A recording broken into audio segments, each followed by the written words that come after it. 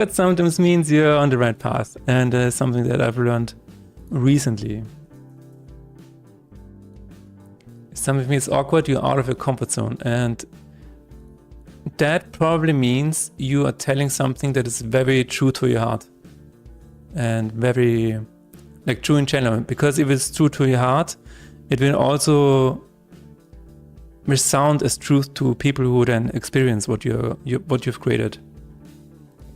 That is very powerful stuff. It's very powerful. Like, people feel when something is authentic. They can very easily be cheated.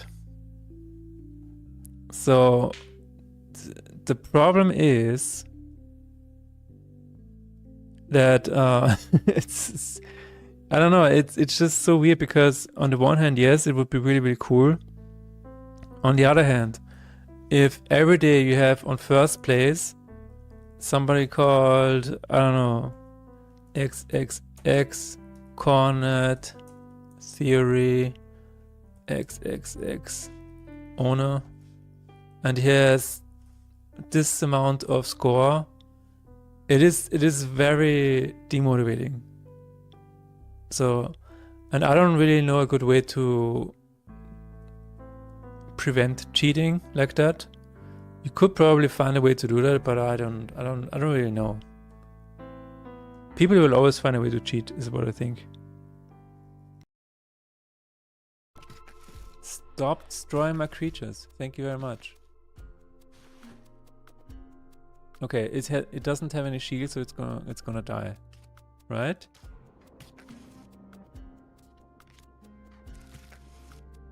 Just die. Cool. Oh my god. 30, no, 83, but it has shield. But it's going to be fine, I guess. I can heal you a little bit. Oh my god, again with the shield. Stop it. Stop and die. Stop and die. You know, when you go to work in the morning and then you're stuck in traffic, it's not stop and go, it's stop and die. Somebody will generate or vibe code a game without, like, it's gonna be a teenager, without knowing or understanding anything about coding, and it's gonna be a million seller. I think this is gonna happen very, very soon. Whether you like it or not, whether I like it or not, I think it's just gonna happen. And then people will sit there and be like, well, but I'm handcrafting my code. Hi, hello, over here. And this one kid is gonna roll in money because he vibe coded a game that is really successful. And he will not care. I think it's gonna happen, whether it's good or bad. Only Instagram link, okay. 100% models and everything too. Exactly. Alright. Provoked Exodus, incinerate. So I'm gonna... What am I gonna do? How can we kill this? That's crazy. You make this look so easy? Really? Damage taken? Okay, I can play this one and try to exile it. Exile success! I make this look easy, but this was completely luck. That I had this in my inventory. So yeah. Pull the spear. Oh no. No!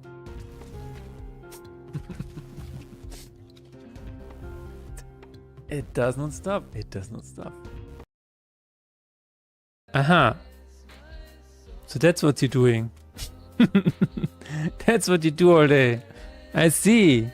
Now I see. It's indeed Pancake Week. Oh my god. Oh my god. Wow. That's really good. Man, pancakes are nice. Yummy. And then you ride home. Oh wow.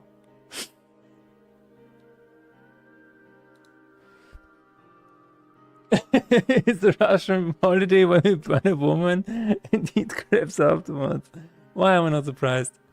Why am I not surprised? Nothing surprises me in humanity. There is like this meme going around, or this comic going around, where a potential customer goes to an Artist Valley shop and they said, "Oh my god, your booth is so nicely set up." And then you see the booth from behind and you see all of the duct tape everywhere, and everything is just loosely held together with duct tape and strings and whatever. But on the outside, you don't see that. And I feel like it's exactly the same with games. Like there's a lot of duct tape going on and a lot of strings and, you know, just loosely attached to everything. It is what it is. But I think that also makes it fun. That makes it fun, especially when you have a bug. Well, like last Friday, it is an edged case on top of an edge case. Like you have to dig so deep into the code that the detective work is something. And here's something actually that will help you in figuring out if something is scope creep or not. If you sit down and you think of a feature and you actually plan out all of the individual steps that you would have to take for this feature to be implemented, I think once you see this on paper, and I actually recommend doing this on paper with a pen. If you plan out really the tiniest steps, like break the task down in tiny steps, then you will see, wait a minute, over here in step number 10, it is a huge step that I completely overlooked when I originally thought about this idea. So if you just walk through it mentally, what you would have to do, I think this is one of the things that you can avoid scope creep. And then what you can do, you can plan around it. It's like, oh, step number 10 is kind of huge. What can I do to simplify it, right? I think this is like, yeah, a very true way of figuring it out. You have an inner voice that is saying, no, you cannot do that. Why would you be the one to be able to do that? But if you get over this, and if you can stop that inner voice, if you can put it aside and actually explore the things that you're interested in, I think you can get really, really far. Negative self-talk is a real killer. Yes, indeed. And it's completely pointless because why wouldn't you be able to do the things that other people can already do? Today the plumber was here and he investigated our wall. And he took a look at it and he's like, well, there is no water pipe behind it. It must be a chimney.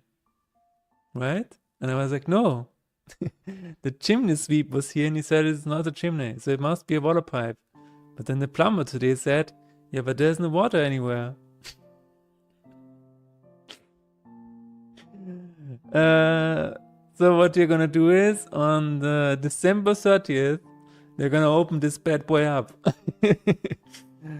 They're gonna open it up and then we will see what's behind this door. And I'm so excited. I'm so excited. I want to see what's behind it. Is it a decomposing body? I don't know. It's a piece of art, yeah.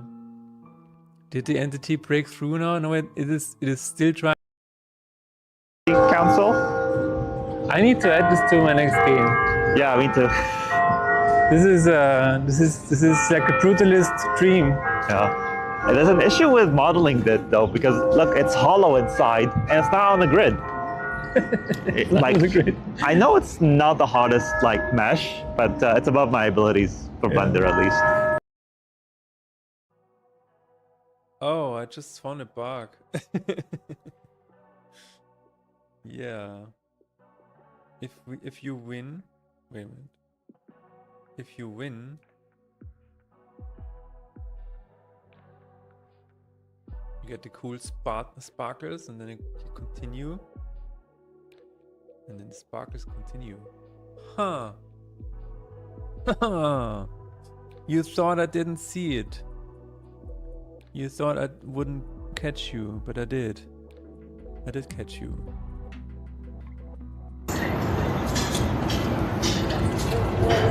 Repent and believe in Jesus. Hello everybody, welcome back to another episode of Faith and Despair. How is everybody doing? Hello Task Star, hello Coding Cree, hello Task, hello Renderpunk. How is everybody doing on this fine Wednesday? We're gonna take a look at this blog post about integrating Google Play games. This blog post is hilarious. I'm just gonna say this sentence. It's a fucking pain in the ass to say at least to get the shit working. This blog post is gonna be our guide today. I'm gonna celebrate every minute of it. It is actually so cool. I'm really looking forward to it. But yeah, anyways, how's everybody doing? How is your week so far? I think my week is relatively cool so far. I am a little sick, I am a little tired. I don't know what my body is currently fighting, but we will go through it together today. No, there's another. Did I say it again? God damn it. Okay, on Monday I was at the Godot meetup and I played some games and I gave some feedback on these games. It was very interesting. So one of my friends is working on a new card game. It is not official yet, it is not on Steam yet or anything. So it is oh my god. But it looks very interesting. That was very cool. I played another game that has a pony. It is a pony jump and run game that looks like Half-Quake Amen style. You know, it's black and white completely. What else did I play? I played another card game. That's right. There were two card games at least at this event. The second one that I played was the first game that this guy ever made, and this is really interesting because he's primarily a sound designer. So, and he said, and I asked him, why are you making a card game, a roguelike deck builder, as your first game? And he said, well, because they're easy to make.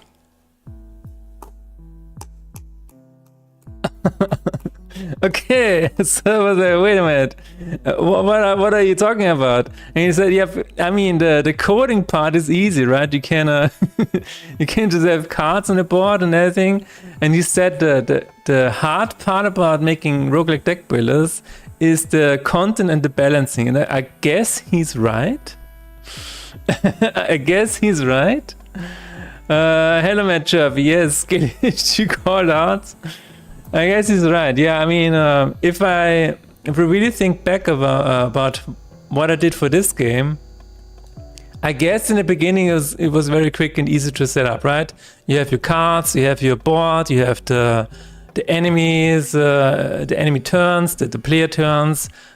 Dragging and dropping was a little bit harder to do, but you have your player health, player mana, the fighting, the world map.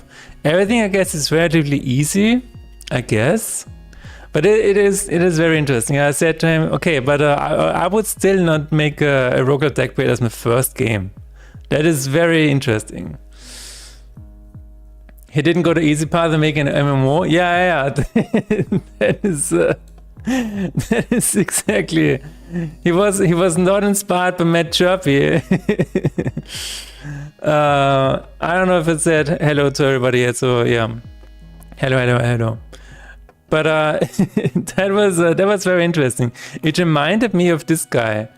There's another one who is working on. I forgot the name of it, but we are in a bundle. Noah Fides, yeah. So this guy also said this guy is primarily an artist, so all of the art he did himself. And if you can believe it, the entire game is made in visual scripting. It's no code here. And again, I asked him, why you are making a roguelike deck builder in visual scripting? Isn't that suicide? And he said, no, it's actually quite easy. And I'm like, okay. That's how Unreal goes, right? I don't think this is Unreal. I think this is Unity. But I don't know. Maybe it is Unreal. I have no fucking idea. But yeah, that is so. That is the decision on whether making a roguelike deck builder, whether it is hard or easy, I think it is still out there, left to be judged. But yeah. Today, as I said in the beginning, we're gonna take a look at this integrating Google Play games to Unity. And again, this blog post is unhinged. There's a lot of people that pick Unreal because of the visual script and do blueprints 100%. Yeah. No, that's absolutely true. It's just so interesting to me. I think I wouldn't have the patience to do it that way. Like, I started making this game. with visual scripting. Catty and Betty. I started making it, by the way, it's currently part of a Cat Awareness Feline sale. So if you want to check that out, feel free to do so. Not that cats need more awareness, I guess, because everybody knows about cats. But I started making this game using visual scripting. There's a plugin called Playmaker. And I tried it, which, by the way, I can now read the Chinese Hanzi. This is one for play. I tried this, and it was very interesting. Like, the way you set up these states is very, very cool and kind of satisfying. But as soon as I had the character control in place, I was like, wait a minute, this is just 4 lines of code. And then I ripped out Playmaker again. And yeah, that was the end of that. Yeah, cat awareness, I mean, I guess the entire world is aware of cats. Visual script is nice to glue things, but the whole game, yeah, exactly. But this is the reason why he does struggle a little bit. So while he said that it's, doing it in visual scripting, roguelike deck builder and visual scripting is not that hard. What am I talking about? He did acknowledge that there are some very strange bugs in the game, which could maybe be avoided if you're coding it directly. But I'm coding it directly and I'm stumbling over the weirdest bugs as well. So at the end of the day, it probably doesn't matter what you're doing, as long as you're having fun, as long as you're using a tool that gets you to the finish line. I think nothing matters. Only the results matter. Okay. But yeah, do you guys have any progress to update me on? Like, what are you guys working on? What is your game currently going through? In terms of Faith and Despair, we're currently working on the Android achievements. The review for the iOS build is still out in the open. I have not heard anything back yet. I don't know, maybe they are just super addicted to it and they cannot stop playing it, and so they kind of forgot to write back. That is my assumption. I hope that's true. But I don't know. They said it takes about 4 to 8 hours. This time frame is long past us. I think we submitted this last week. But we will see. Patience is... we have to have patience. I did some progress on the web build. I had to take a step back on how assets are stored and loaded, but getting there, cool. That's really nice. Wait a minute, you are working with Godot, right? Coding Green. I've added a bunch of new puzzles recently. I had my sound design playtest yesterday and it felt good. Wow. Still new puzzles. That's crazy. This mansion is gonna be it's gonna have more puzzles and things to do than the Saw movies. Making big money on Bandcamp now. Nice. Wait, Ladwig, do you have a new release? I have a rough asset manager working. Okay. Now I need to plug it to the renderer and we should have textures on the web build. Oh, that's cool. Oh yeah, I know you're working with Chai. I keep forgetting that. That is so crazy. That is insane. I made it to stream finally again. Hello, Checkneck. How's it going? How was your vacation away from the heat? Not yet, but upload others too. Nice. Cool. Bandcamp Ludwig. Where are you? Give us a link, Ludwig. Because Google does not know about it yet. On the day the sun will die. Well, about that, the sun is still gonna be here for a few more days. I guess Sunday and Saturday are gonna be a bit more hotter again, about 36 degrees. But it's very interesting because what is it? The Danube? Do we have a? Ah, there it is. Yeah. The Danube, which is a river here in Vienna, the biggest river, is actually very low on water right now. This has been the lowest the river has ever been, or maybe in the past 200 years. I don't know the exact numbers here, but there are some pictures. Lowest water.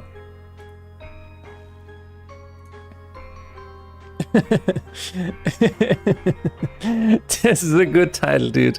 They know how to write titles. Danube River's water levels dropped so low that sunken Nazi warships are emerging. They are back now. Oh my god, they are back. Oh my god. But yeah, this is actually insane what is happening here.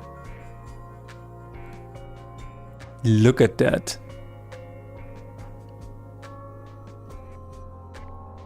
It's on the Danube River between Romania and Serbia. That's crazy, dude. Absolutely insane.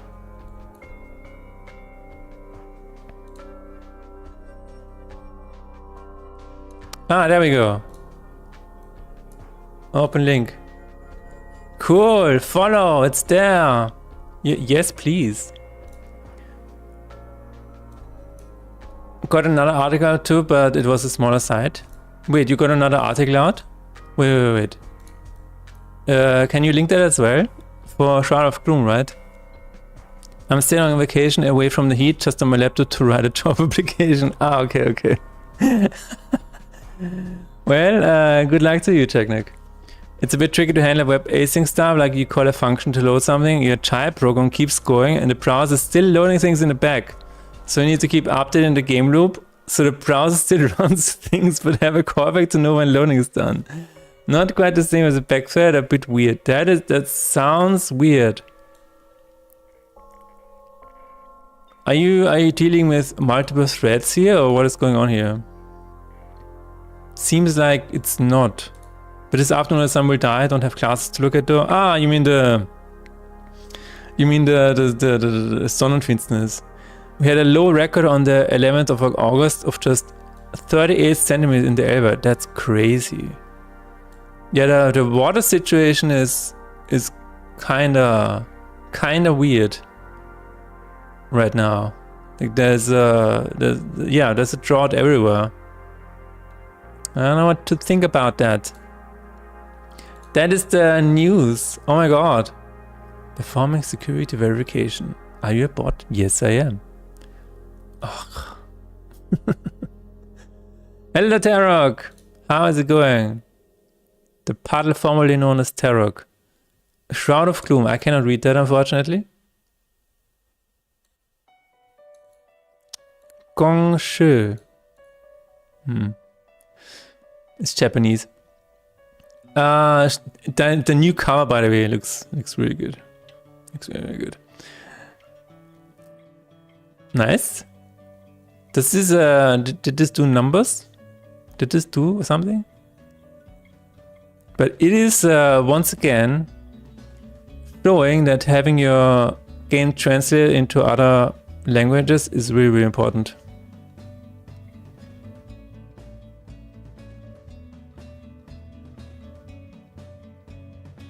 I still find it so fascinating that I can read parts of Japanese because the kanji are the same as in Chinese. But yeah, anyways. No, I just said it again. God damn it. How it's going, I don't really know. It does look cool, yes.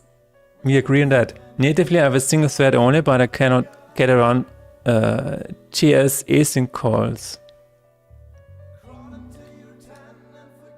Also, the engine API needs to be the same between web and desktop, so this needs to happen under the hood seamlessly. That is such an interesting problem. You cannot get around. You cannot get around the JavaScript async calls. That's interesting.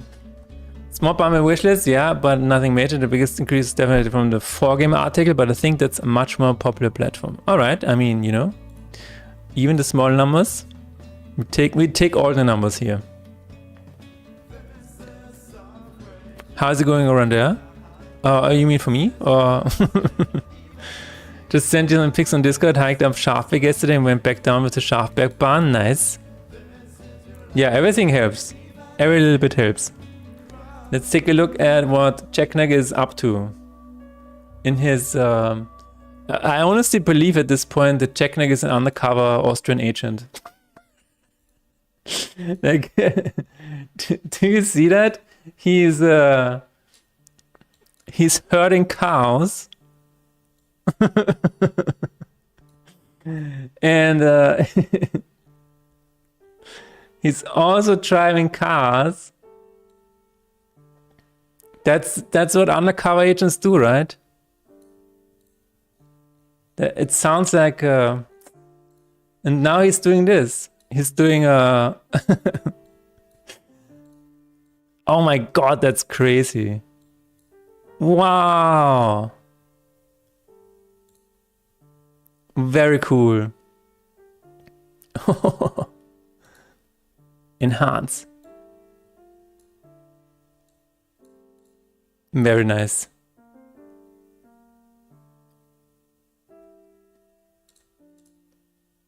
Now that is a huge mountain. Oh my god. A huge cliff to stand on. He's like, yeah, I can take one more step. I can maybe take one step, yes. Crazy. I wish I could chill with the cows too. Yeah, no one even knows why they are chilling on like this. Mean for you, yeah, or everyone. Okay. Again, I think I'm doing fine. I'm a little sick right now. I don't know what my body is fighting against, but it is fighting against something. My throat hurts a little bit, but you know, it's fine. We're gonna get through it together. And I'm actually excited about the Android achievements, which we're gonna take a look at today. And you know, meanwhile, working on another game, and I hope I can show it off really soon, like, or at least send it to people to, you know, have some prior tests. The cars are so cute, yeah, I think so too. I believe so as well. And again, I'm also waiting for the iOS review so that I can push out a new build at some point and put all these achievements to review as well. Gotta be patient. Until then, you're gonna take a look at this blog post here. And I think it's so hilariously deranged because this is exactly what I will feel like in about 3 hours from now. So before I jump into anything here, let me start off by saying that it took me nearly 2 weeks and 48 uploads to my internal test track to get Google Play Game Services working in my Unity game. It's a fucking pain in the ass to at least to get this shit working. So where the hell do I even start? Because honestly, I don't really know what finally triggered the authentication to return a success message from Google. But hey, when you throw enough rocks into space, one is bound to come back and smack you in the head. I love this blog so much. We will see where we how far we get with this. So let's start with the plugin itself, which you can download from the official GitHub release page. This is right here. Let's try it. Let's try it out. This is the source code. We're gonna download it. We'll see what happens. Oh my god.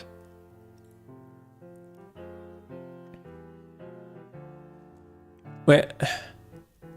It is done downloading. Why is it not opening? Yeah, I'm really looking forward to this. I feel like when I looked around for this, I was a little bit duped because I thought this was gonna be very easy because I can use the same code for the iOS achievements as well as for the Android achievements. So this should work out of the box if we get the authentication going. And I think this is maybe the biggest hurdle. I mean, maybe the download is the biggest hurdle. What is going on here? It should just be. Do I need to try it again? Link speichern unter. Let's try it again.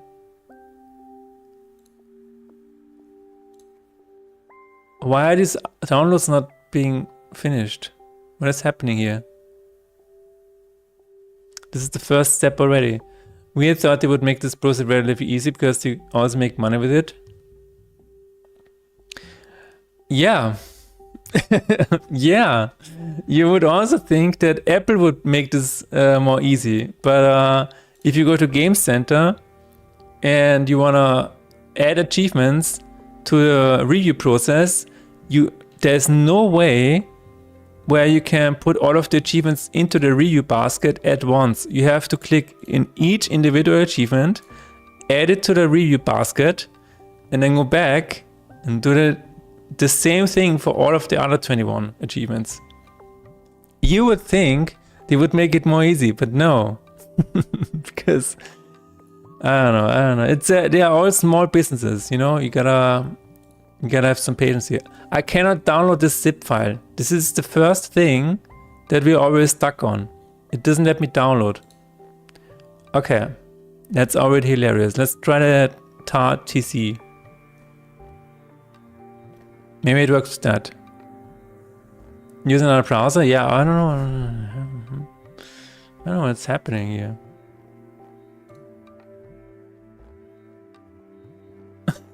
Is it dead? What is going on? Okay, I'm gonna try a different browser. Firefox. I don't have Firefox. Okay, Edge. Let's try Microsoft Edge. It's the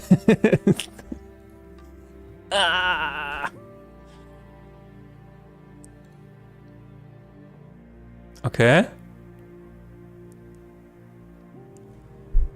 What is going on? I cannot even download the zip file. Stop ranting about these small companies. They are trying their best and have a lot on the plate with such limited resources. I know. I should know better than to say these things, you know. I should know better. They only have like one coder in the 22,000 AI agents.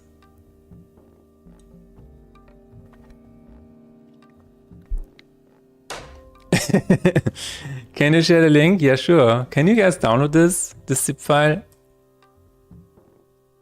Wait, no, I am logged in. Someone help me to install a file. This is crazy. Why can I not download this? Okay, I'm gonna restart, reload. Assets.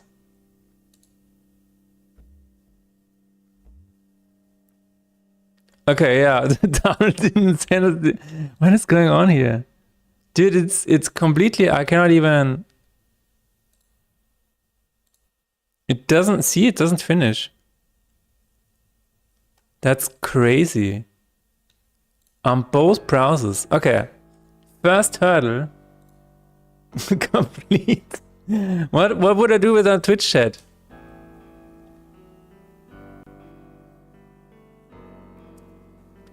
What would I do without Twitch chat? Not everybody has Twitch chat, you know? Wait a minute, it does say 210. Oh, okay, no, that should be fine. I guess? Deprecated. This is what I'm worried about, because these things, like Google and stuff like that, They're updating the stuff all the time. So this might break next year. But we will see.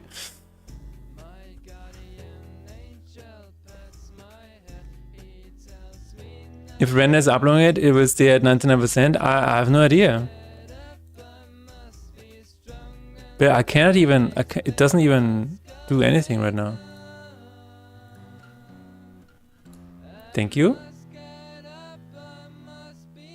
Let's see if it works now. Stop spray painting everywhere. What are you doing?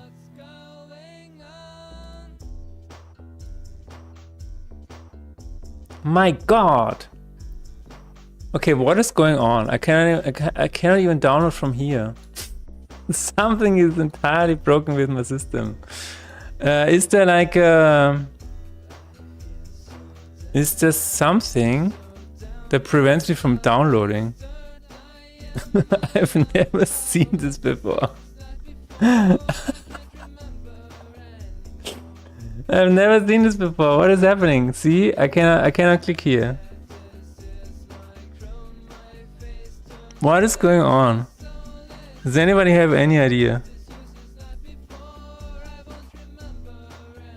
That's hilarious. I could try closing the browser. No, I cannot download anything. It doesn't matter. Like, even if I go to my website, I probably will not be able to download anything. Let me try. Download MP3s. See, it doesn't do, no, nothing works. What is going on? Okay, wait a minute. Wait. I will just try to close everything that does. But okay, let's try that.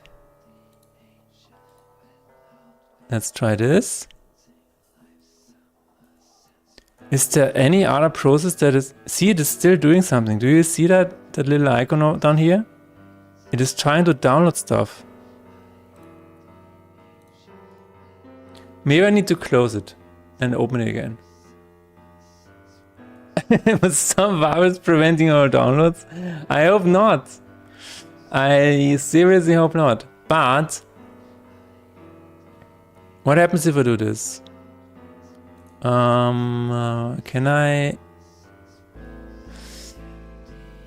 If I close this, is everything gonna be gone?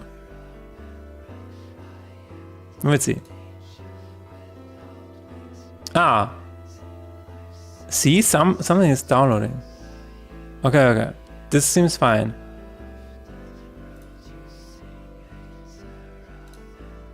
Everything is back now. Dude, what the hell? This is this is very interesting. Okay, I'm gonna try again with what Renderpunk sent me. Download anyway. Hey, now it works again. Okay. Whew. Whatever that was.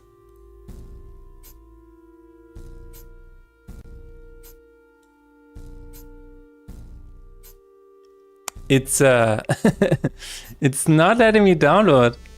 This is crazy. What is happening? Ah, it does not finish the download. I was not gonna be I did not think that we're gonna be stuck here already. Okay, something is wrong with the browser.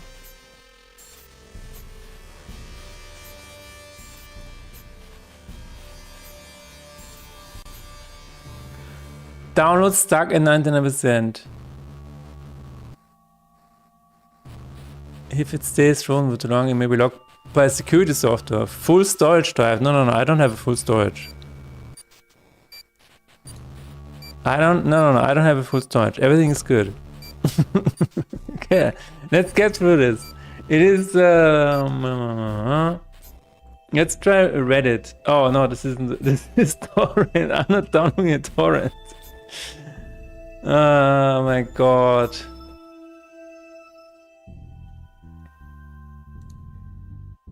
I don't have an antivirus. I have Windows Defender. Windows Defender, what are you doing?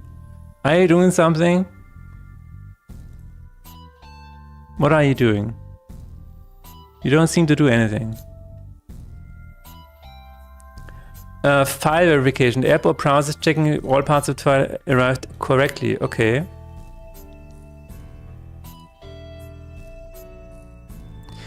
Can I... Wait a minute. I think I can do it via... No, I also cannot do that. Twitch is eating out on a bandwidth? No. Windows is safe nowadays, not even Malware wants to do anything with it, yeah. That is such a great idea for a fictitious book about humanity. Harness the megavirus to prevent people from uploading stuff to the internet. An inner story phase in society restructure and heals. That is interesting. Okay.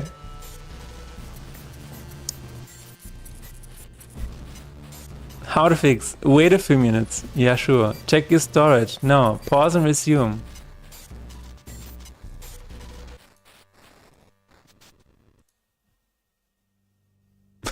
This is hilarious. Is it actually on my hard drive now? If I press pause, it sounds very unsafe, but maybe it is. Okay. Okay, I was able to extract it. I will take that as a win. It works. All right, I will take that as a win, and I don't know what this is. I cannot delete it. I cannot access it.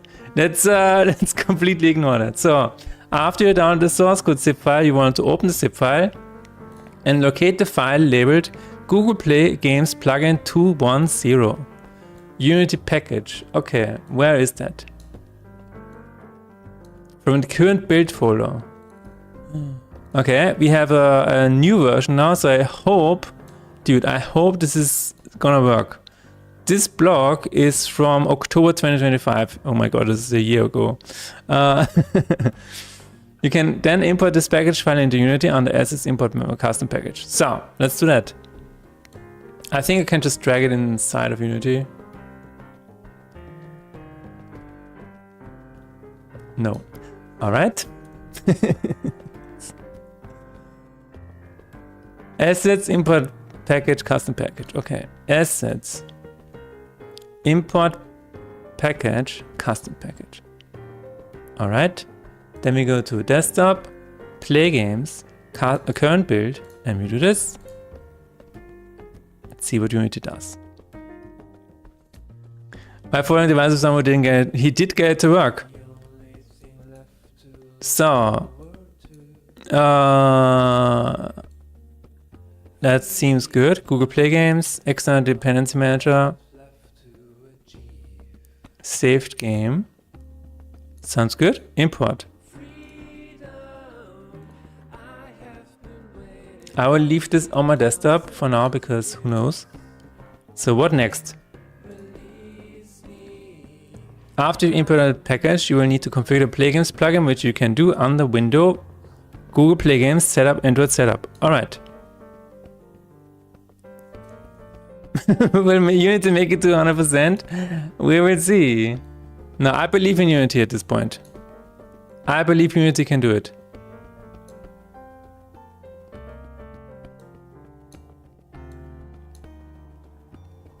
Unity, I believe in you. Unity is on our side, okay? I hope. I just realized this is the first time in a long time that I'm streaming without all of the fans active. And it is so weird because I don't have this constant background noise, so my voice seems louder to me. The past weeks I had 3 fans running and an AC unit to cool everything down, but now it has actually cooled down to a moderate amount, and that is why it feels so weird right now. I just realized. It is so quiet. So quiet. All right. We need to configure it afterwards, and in the setup screen, which is a pop-up window, you will need to provide the resources definition in the web app client ID. Okay. The letter of which is optional, but we will add it anyways. Here, oh, matchup is active. My only fan. Must be nice to have this hum off. Yeah, absolutely, dude. It's like, what? It's so weird. So after we have imported the package, you will need to configure the Play Games plugin, which you can do under Window, Google Play Games, Setup, Android Setup. Okay. Window, Google Play Games.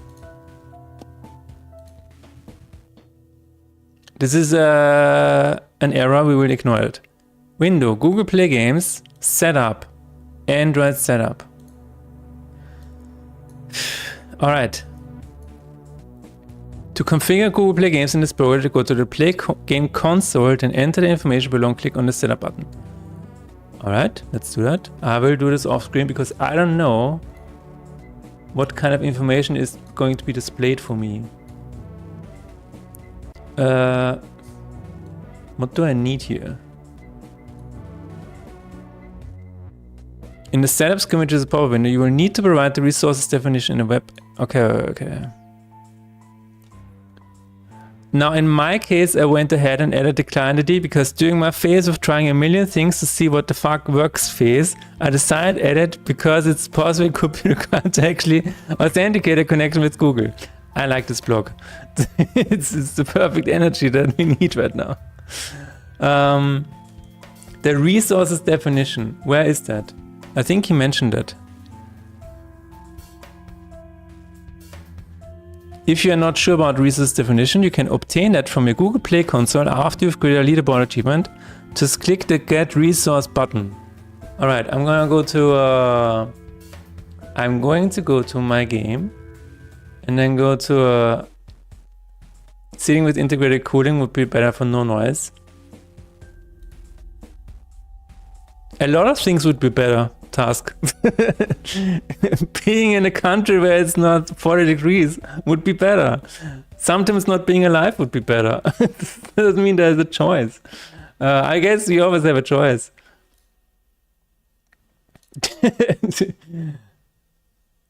Yeah.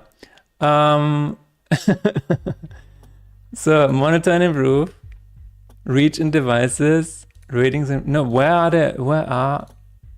the achievements? Grow users. Stop. No. Play games. There it is. Setup and management. Achievements. We found it. We found it. And indeed, there's a small button that says Get Resources. That is a huge XML.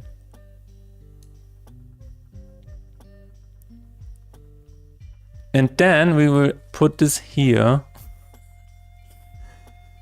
The web app client ID is needed to access the user ID. This is hilarious because it doesn't even... Dude, this setup is so weird. It just says enter the information below and click the setup button. Paste in the Android resource from the Play console. It doesn't even say where it is. That's hilarious. Web app client ID. Now how do I get this? To obtain this ID, generate a web linked app in the developer console. Example, blah, blah, blah. Where do I do this? Add achievements? No. Let's go back to the blog.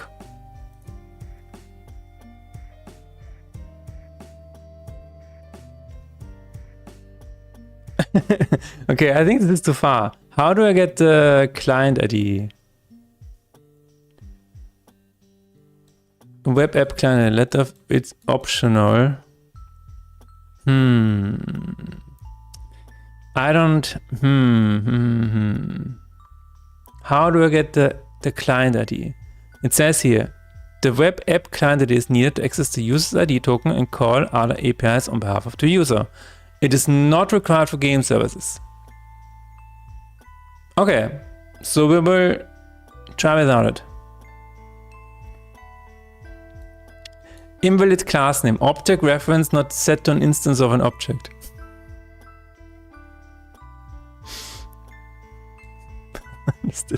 What does that mean? Okay. I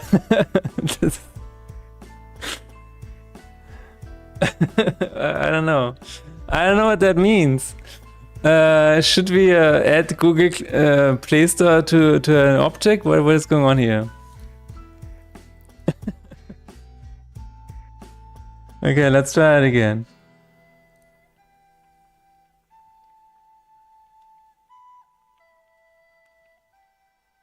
You will need to configure the Play Games plugin. Can it look like it's going to steal a credit confirmation? Yeah, I don't know. Is it legit? Yeah. No, I think this is legit. Like we downloaded it from the official GitHub page. I don't know. You will need to provide a result. Okay. Now in my case, I went ahead and added a client ID because. What? Wait. It needs to import something again. All right. Let's give Unity some space. Maybe it needs to do something.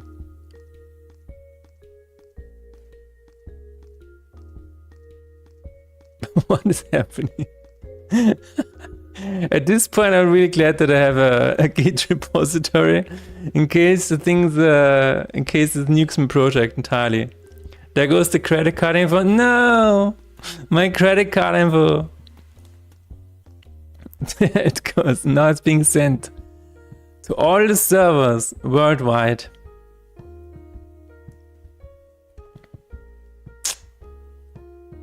It is what it is. In the meantime, I can look for the...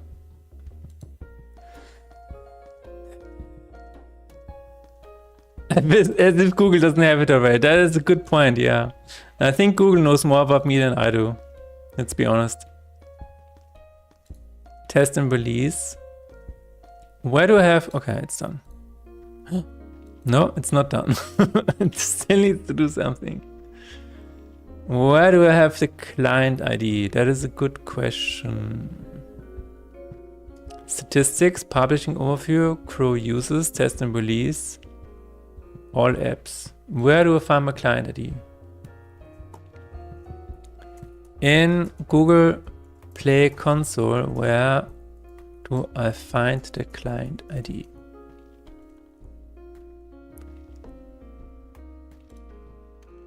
I think I really don't need it because it is literally for web development. I don't think I need to have this. Yeah.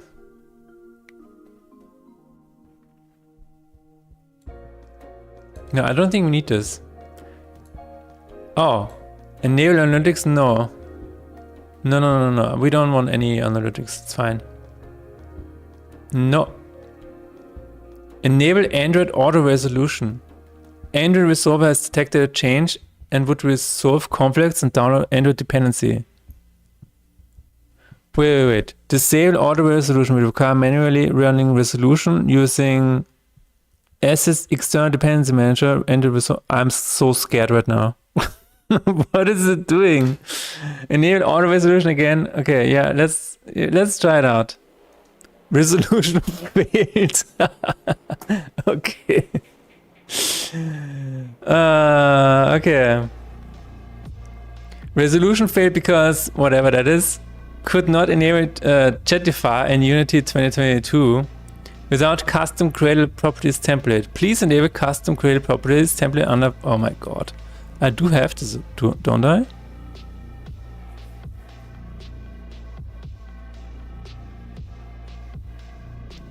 If you like to patch this yourself, simply disable patch created template property in. Okay. Now I think we can try that out. I do have 2 custom templates already, so that should be no issue. Like let's have more custom templates. Publishing settings. Custom, wait, what does it say? Custom Cradle Properties Templates. Custom Cradle Properties Template. There you go. Are you happy now? Ah, it just did it. Is it always running in the background? Is Google watching me with do stuff in Unity now? Oh my god, I'm so scared. Okay. Now, is that it? Okay, let's figure this out.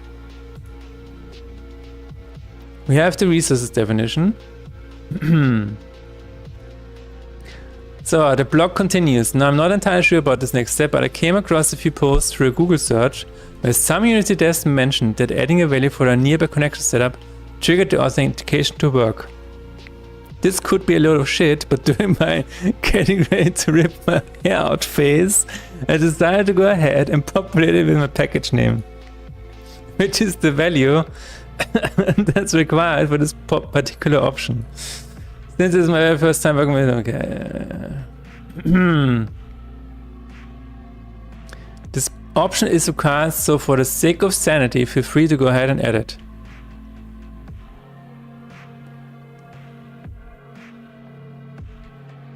Alright, let's give it a shot. Nearby connections. To configure nearby connections in this project, please enter the information below and click on the setup button. Nearby connection services. Enter the service ID and identifies the nearby connection service scope. Nearby connection service. How do I find this value?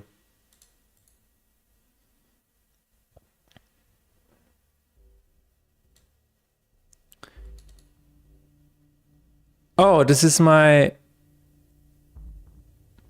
with my package name, which is the value that's required for this particular option. Okay, so this is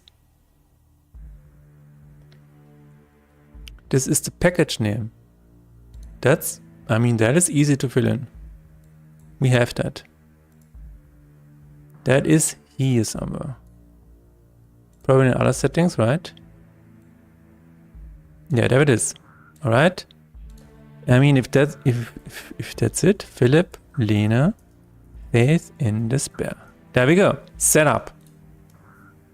Nearby connections configured successfully. Oh my god.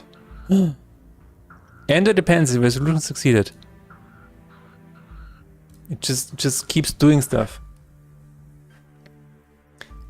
Yeah, under the picture, it just said where to find this pop-up, but not where to find the ID. But I think it's just the com value. All right, the next thing that we need to do, we need to create a game object and assign it a script called play game services. I made a signal so it can persist throughout each of my scenes. Below is an overview of the code I'm using to authenticate my connection to Google Play Game Service and make an additional call related to leaderboard and achievements. Okay. We already have this.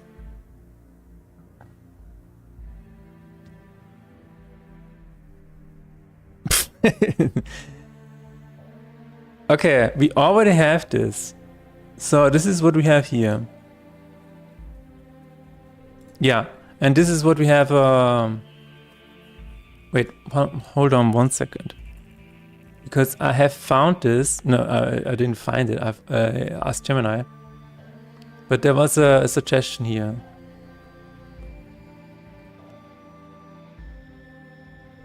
Extracting Google. There it is. I think this is it.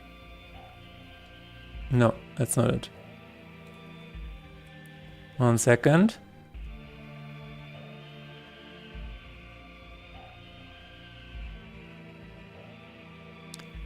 I'm trying to find.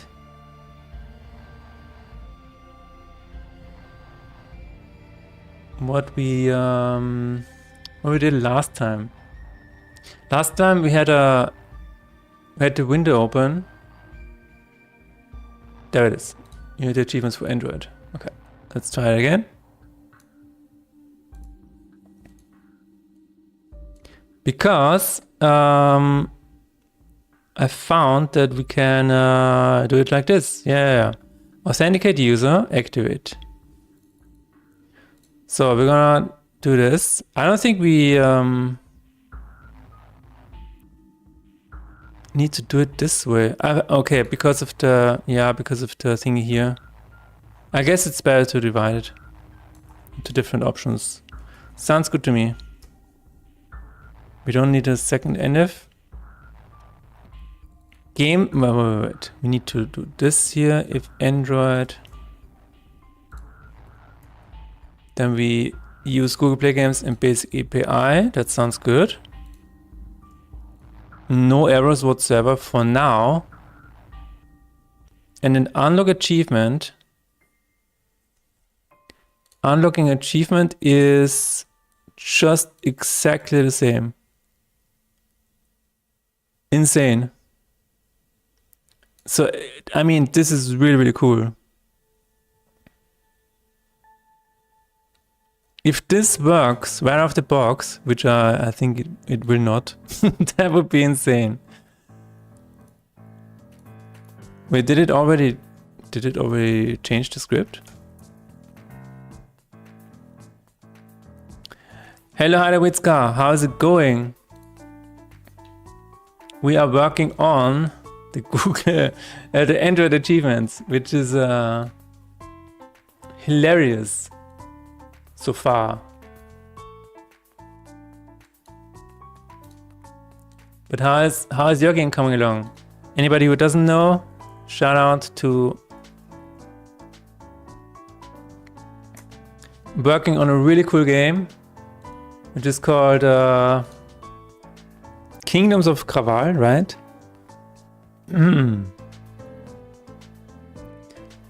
You signed up for the Game Dev Days Graz. Will you be there as well? Yes, I will be there.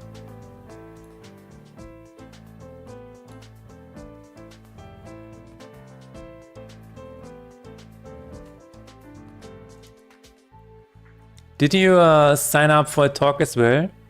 Are you gonna have a talk there? So yeah, this is the game Heide is working on. I think it looks really, really cool. Definitely give it a look and a wish list if you like games like these. This is your kingdom. Rule it by giving commands. Send out your troops to expand the realm and secure valuable tiles. Construct buildings to get the juice is so good in this game. And apparently the trailer is outdated, so it looks even better right now. Already. Buildings give you the ability to craft items and train units. I definitely wanna give this game a try. As soon as it has a single player mode.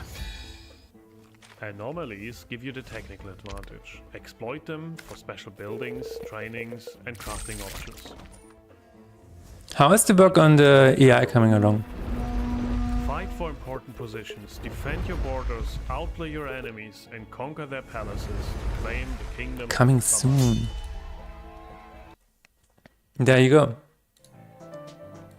That would be awesome. Would love to hear feedback. Yes, I would love to test it out. Heide is working on an enemy AI for this game, and it's so complex. It's actually insane. Like it has to kind of have this council, and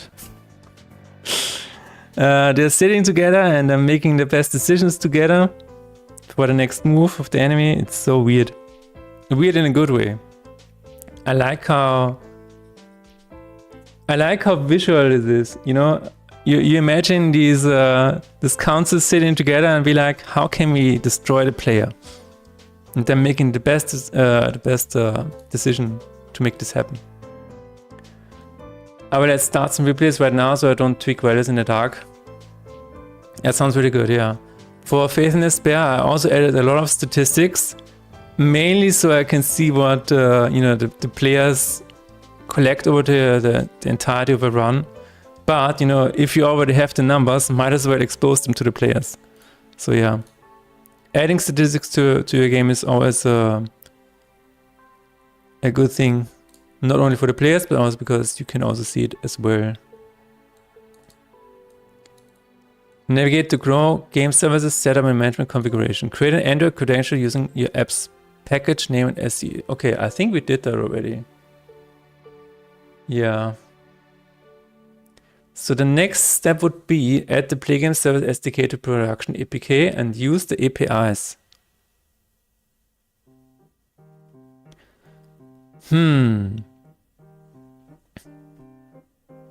Setup Android setup unit paste the resource definition. Achieve IDs mapping. Oh yeah, iOS games and user ID like this. Android Game Center uses alphanumeric resource ID generated in the Google Play console. Pass the platform appropriate ID into unlock achievement based on application platform. Alright, so this is gonna be unlock Game Center achievement ID. I suppose what we need to do is we need to have a... Sounds like keep it around a campfire, yeah. Do the same approach as me. Alright.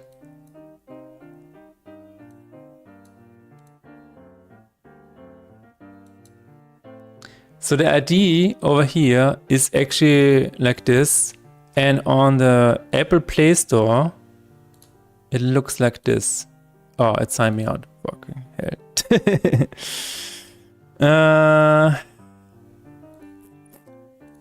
I know what it looks like. It is achievement _01, which needs to be this. So on Android, only on Android. We'll figure this out after a break. I'm gonna be right back.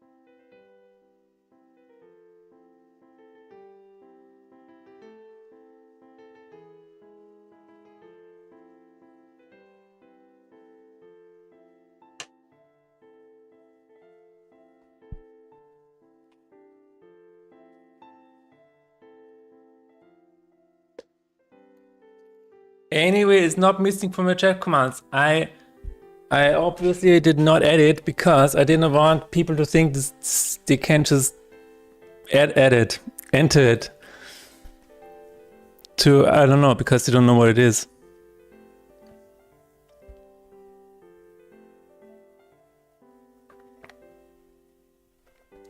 Will you give a talk? Yes, I submitted a talk. My talk is going to be about I decided to stream my game development process on Twitch for 1 year, and then yeah, here are the results and here's what happened.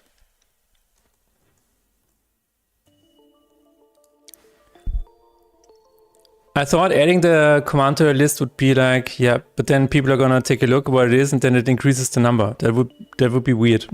So I did not do it. Anyway, it's a little bit of an in-joke anyways. I just said it 2 times. That sounds interesting. Yeah. I don't know if I'm gonna be picked. That is always the question, but we will see. It's gonna be a lightning talk, you know, very like 7 minutes, 6 or 7.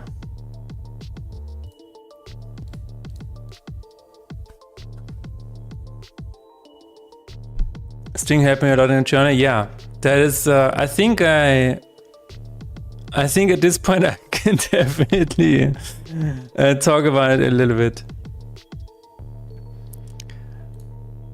It's. I think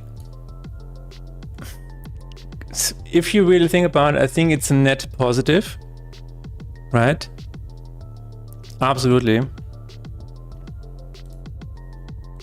But there's some caveats to it, I would say.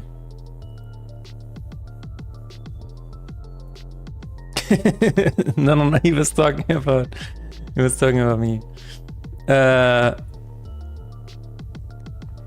But yeah, it's really cool that you're gonna be there as well at gamedev Days Graz. Apparently it's gonna be 2 days. So for anybody who doesn't know, we actually I was there last year and we did a live stream.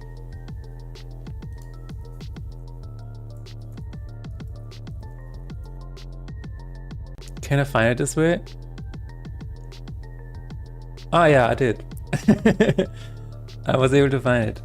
So last year, this was last October, which actually it is kind of weird how time flies.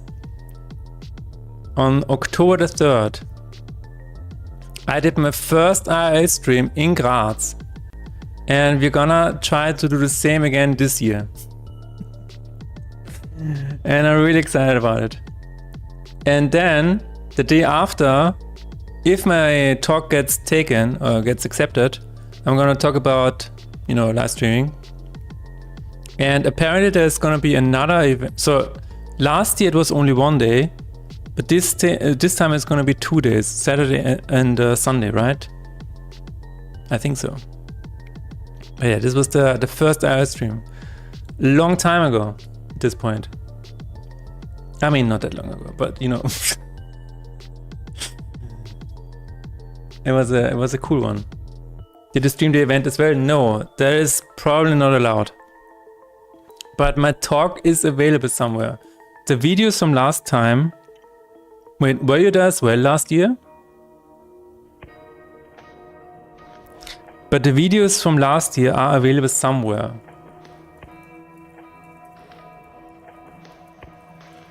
It's I don't know where exactly. Because last time I checked, it was on some page.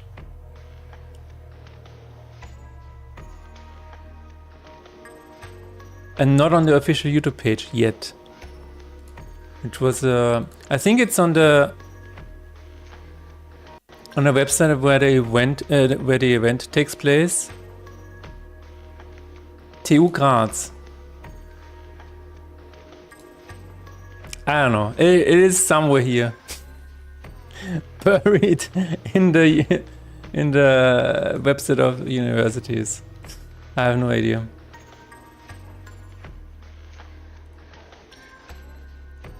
So we need to map all of these IDs.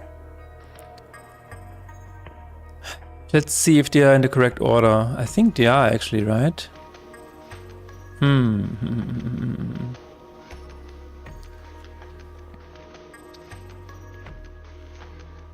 But yeah, I'm looking forward to it. It's gonna be a little bit weird because the event is going to be on October the 10th, right? Yeah. Okay, now I was thinking that maybe it's gonna be a bit awkward, but at the end of October I'm gonna be at Gamescom Asia in Bangkok. So I was like, is it gonna interfere? No, it's not. Not in any way or form.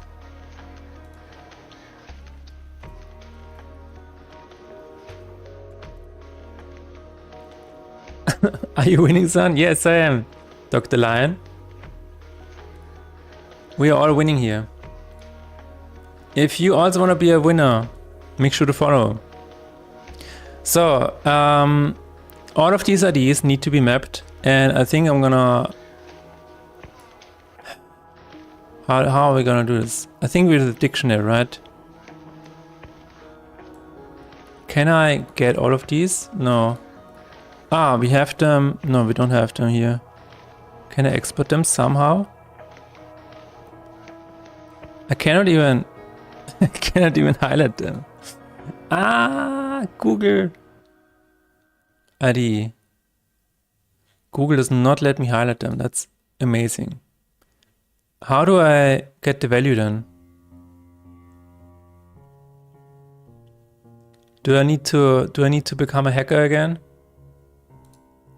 I guess I do have to become a hacker. Copy alt to HTML. Isn't it crazy that I cannot even highlight this? Like, I'm putting my mouse down and I cannot even highlight the... That is really, really weird.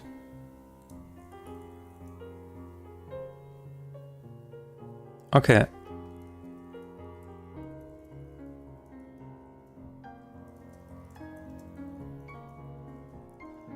Uh-huh.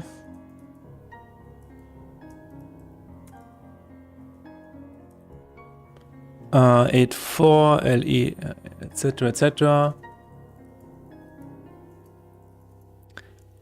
Okay, let's try that.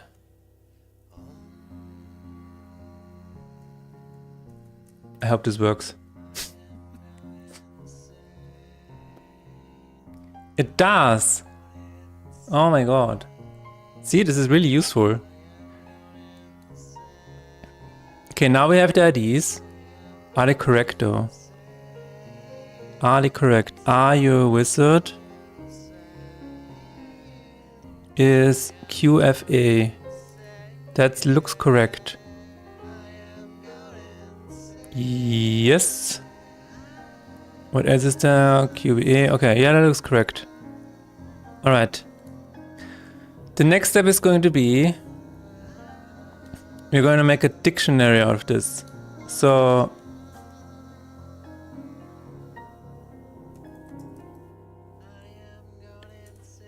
Do we need a...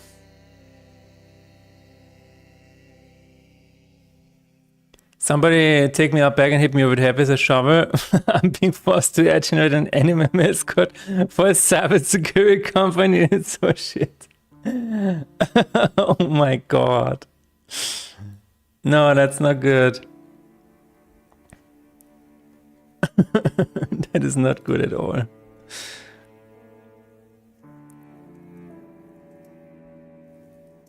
I need a new job fast, yeah. So I need, let's do it. I need a C# dictionary where with should be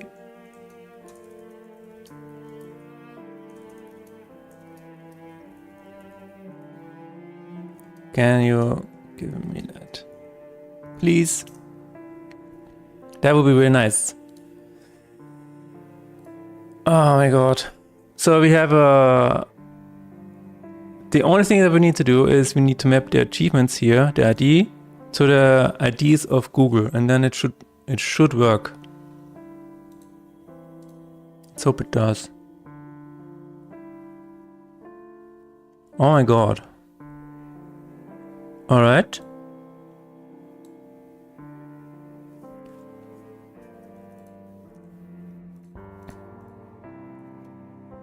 We're gonna say if Unity Android and if... Oh my god, that's a huge one.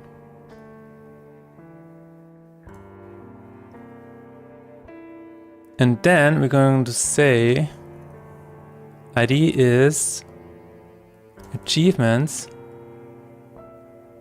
get value or default. Oh my god. How do I use this? Try to get value? No, can I not just do this? Yeah, I can. Okay. Now we have mapped it. That's very nice. And now it's going to report the progress to this ID.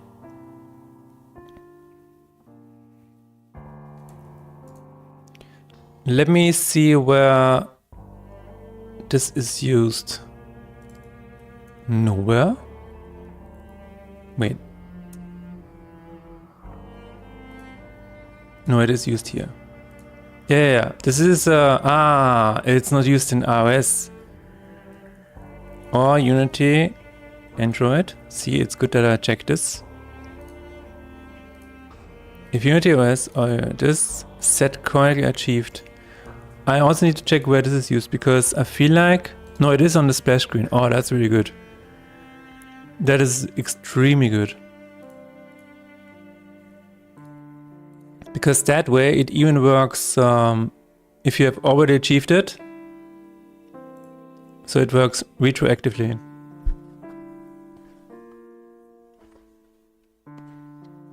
Lost the tree for that, please? Okay.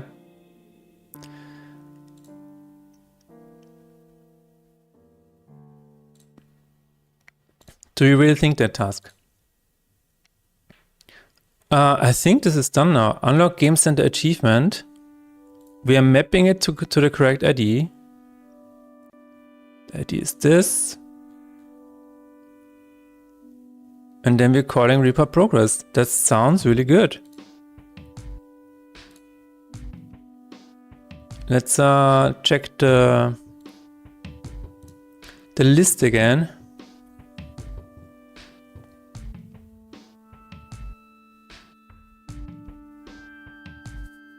It uses resources, alphanumeric resource IDs generated in Google. Yes, we did that.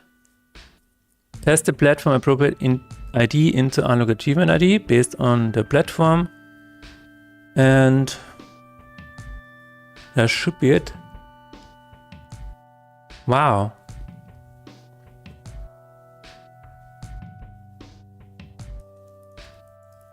Let's see what the blog has to say about the rest of this.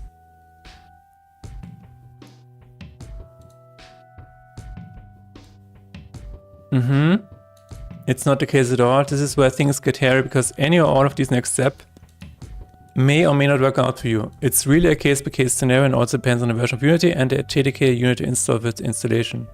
But I think the water dropped. Please internal AI cuts down a tree and uses 1 trillion liters of water. That is why Danny was drying up. God damn it! And then there's the Android resolver, which is funny. Yeah.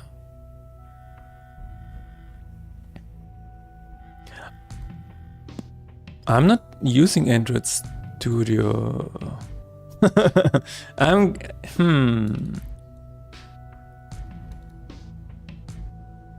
Start off with the version of Unity. Okay. Let's see a screen to publishing settings.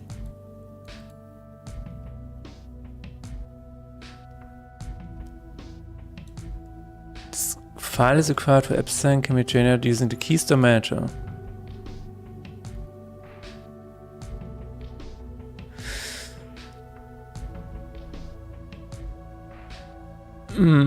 Okay. You know what? I think we will just try it out without going down this road. Now, if the stream dies during build, let me know. If you experience like any of frame drops or whatever, it might actually happen, but I'm gonna try a build.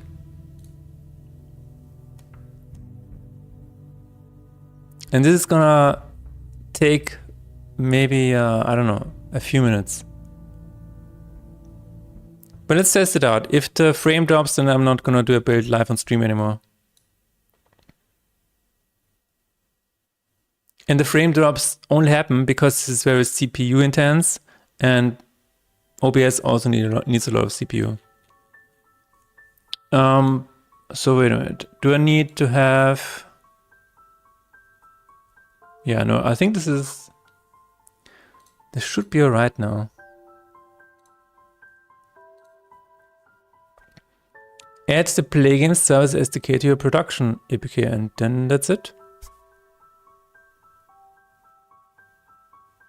Oh.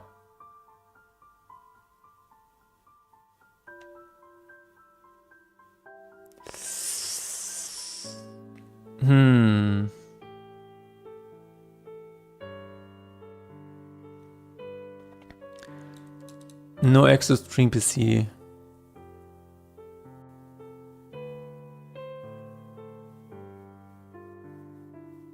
I'm not sure if this is in particular BigQuery file include. Isn't this already happening? I don't know. I guess this is not something I have to actively look into.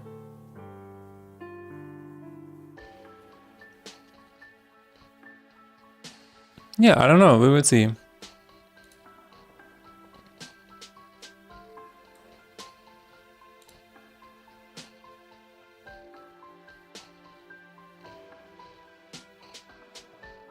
Okay, so if this is if this is actually going to work, which I don't believe for a second, then we are done.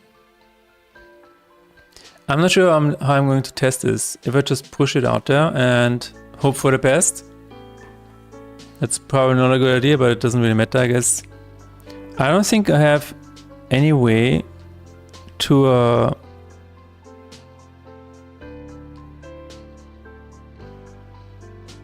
I don't think I have any way to test this on my Android. Maybe I need to connect it with USB or something like that. I don't know. I do have it installed.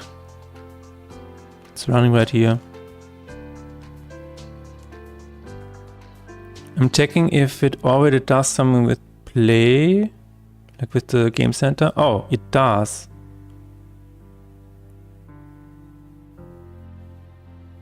No, that's not Game Center. Where? We will see. All of a sudden I feel so fortunate that I'm not a software game developer. Watching you going through all these hurdles make me realize that I'm not cut for this kind of job. So much work for just achievements. If you were me, my laptop would have been a piece up and a long time ago. No, I love doing this. Why? This is part of the process. This is a part of the process. It is so this is totally optional, right? And the only reason I'm doing this is because if we release the iOS build, if we have achievements, then we might have a chance to get more players in the first, in the first week when this is live. So, and if we do that, I'm not sure how big of a driver the achievements are on iOS or in general, but I think that, having them is at least a bit of a multiplier in terms of getting more users. Because if something is hard to do, less and less people are gonna do it. So I believe if this requires an extra step, then you can take to get an advantage towards other people that do not take the extra step. I think it's worth doing. So, because I don't know, we will see. And then I found out that the code that I have will already work for the Android achievements. So I was like, wait a minute. With a little bit of effort, I can have the achievements on Android as well. And learn something along the way. This is also why I like doing this, because I always learn something new. Just, even the simple fact of uploading it to iOS store. Now I have a kind of a pipeline set up for that. So I can do that for future projects, which is really, really cool, right? And by having the achievements as well, Now I can have achievements for future games as well. So, and every time you learn something, this is all part of the motto of being a student every day. Always keep learning. Having a badge for an achievement most likely will make someone happy, I guess. Maybe, I don't know. But yeah, that is the basic thought behind it. By the way, do we... Oh. We already have a problem here. See console for details. Alright. It's not gonna be as simple as I thought. Because this thing needs to compile as well. Unless it compiles. But I don't think it will.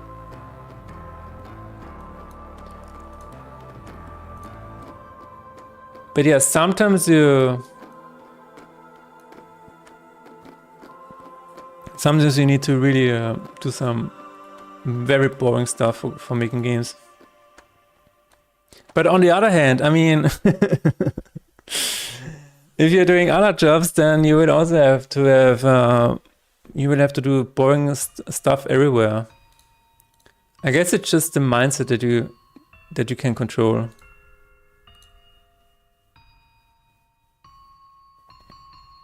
Achievements are always tied to a game, so you cannot make a Steam badge for like owning all of your games, for instance. No, they are tied to games, yes.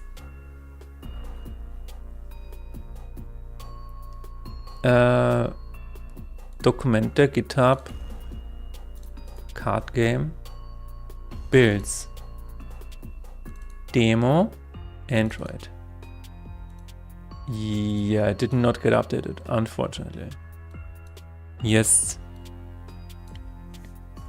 Access denied exception.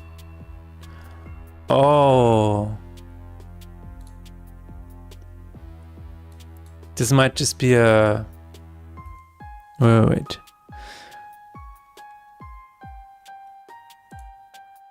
Build failed. Dumping errors. Build failed.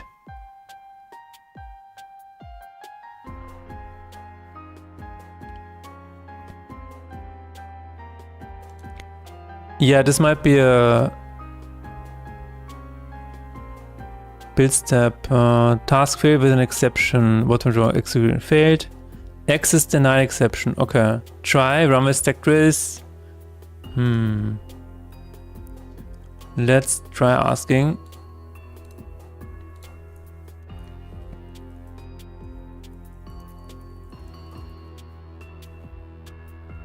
Let's try. What else do we have?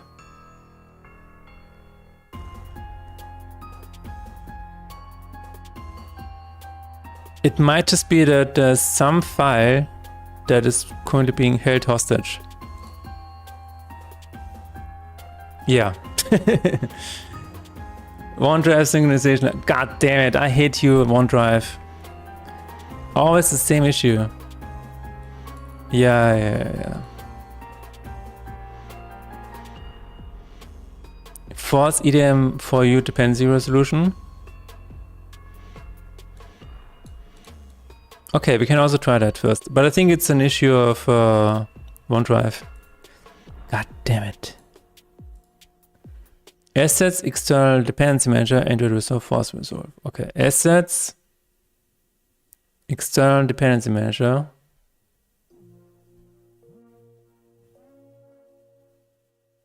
Force resolve.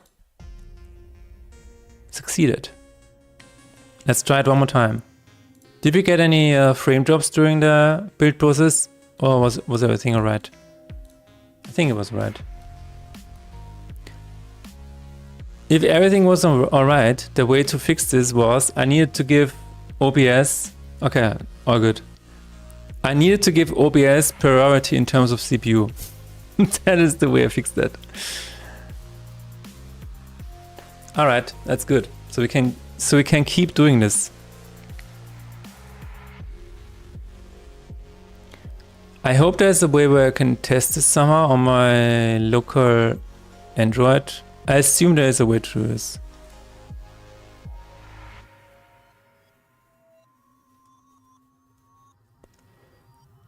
Enable custom Gradle templates in... Okay.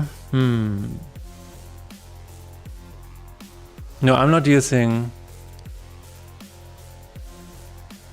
We are already using a custom template. I don't wanna change that right now. Okay, could not resolve all files for configuration. Alright.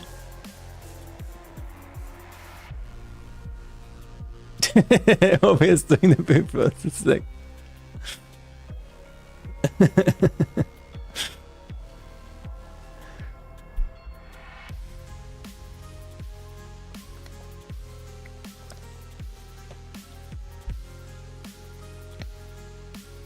okay, we're at least getting a different error. So maybe that the first one was resolved. That's a good point. It was not updated though, was it? No. No, it was not updated. Debug information do not ship. Yeah.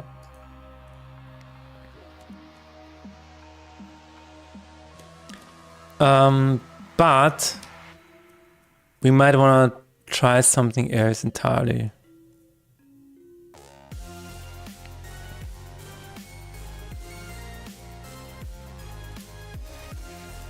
Clear Gradle caches and rebuild. Okay, we might have to try that as well.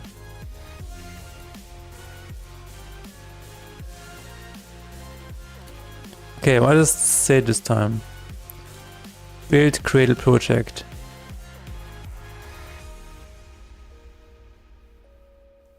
This build will contain it, but you are strongly encouraged to update your project to use new Gradle plugin that has been tested with... Oh my god.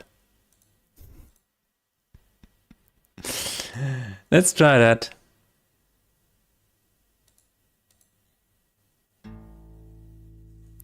Let's try this.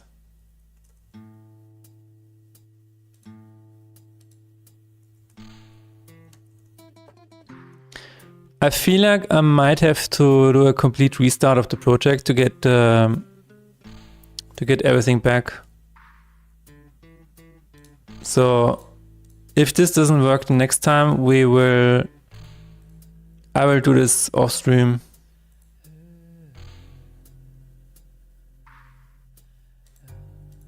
Because getting the Android build to work again, that can be really, really unnerving and annoying. And it would, yeah, last time I tried it with, you know, getting the policy update going again. I think it took me like 2 or 3 hours. When rewrite legacy Java bytecode an older version of the Google Play Games plugin. Okay. Disable chat. Oh my god.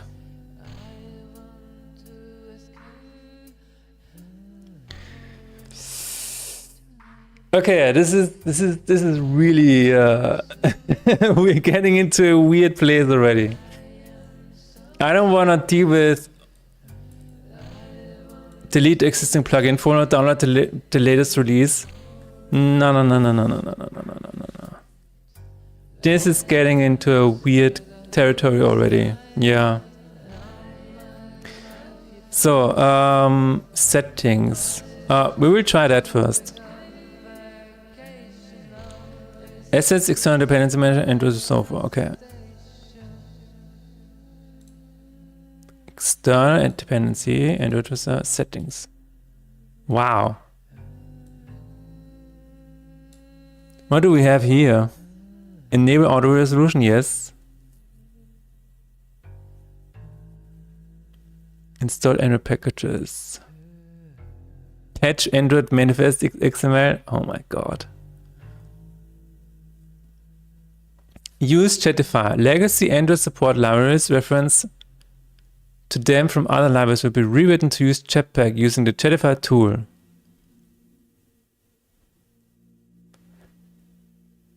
Let's try it out.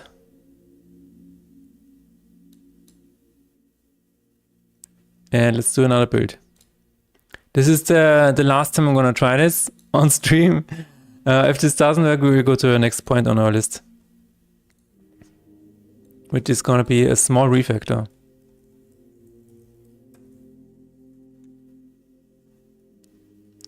All right, Ludwig, see you soon. Have a nice day. Broken Spire can have a creature portrait shop, yes. And we cannot open the cluster in the shop. There's so there are a few things that we can look at. But yeah, getting the Endward build to work again, that is usually a long process. Like the last time I did, just last week, to get the policy update going again. It is a huge and long back and forth. And at some point, it's just gonna work again, and you don't even know what made it work again. It's just like magic. And you tried so many things, and and suddenly it works again. There it is. And then you can finally upload it again, and then you swear to yourself to never do that again. And here I am, doing it again.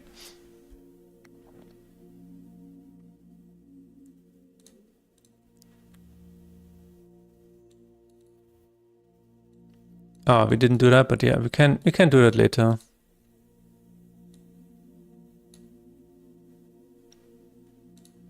Yeah, it says you close Unity completely, delete some folders, delete the cache folder. Yeah.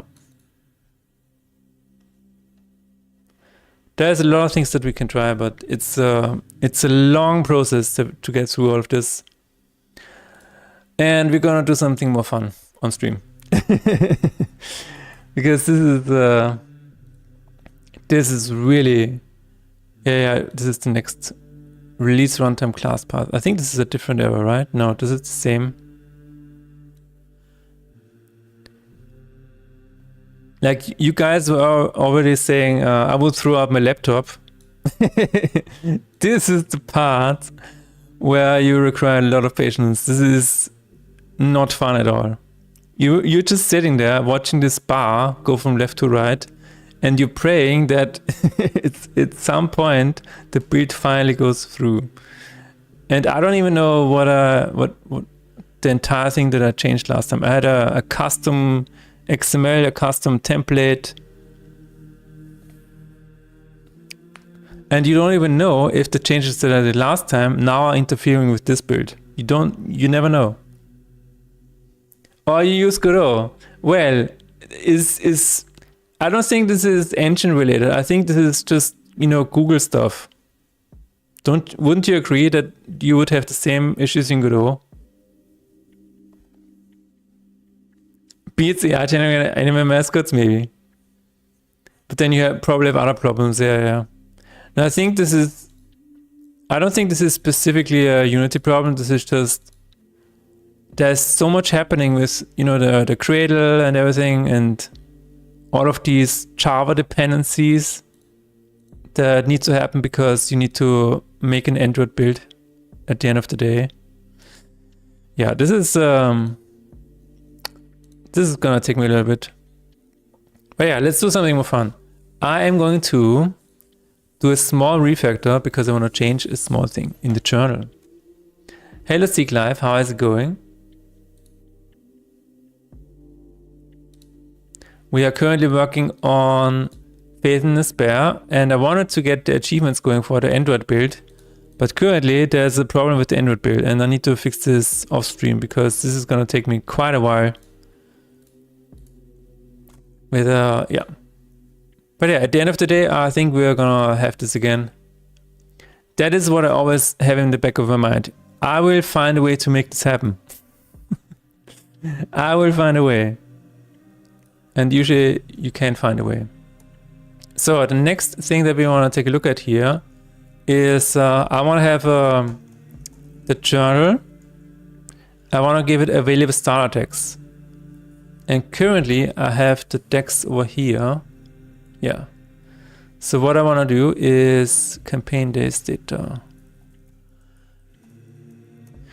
What I want to do is, if you go to the journal and you pick the next day, you can pick one of two or maybe more starter decks that are available to you. I think this would help a lot in terms of variety and also in terms of setting up a bit of a difficulty curve. I think this is going to be really cool.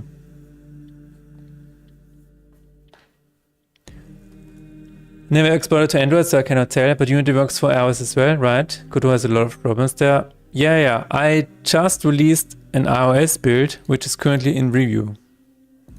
So I'm not logged in right now, but this is currently in review. This is gonna be my first iOS build.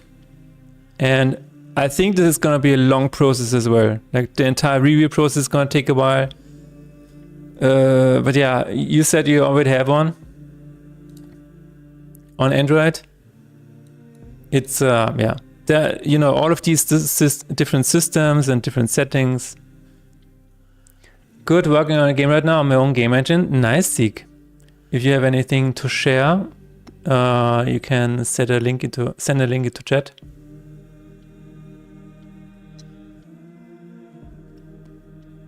I mean, for iOS, it was also not that straightforward, but it was okay.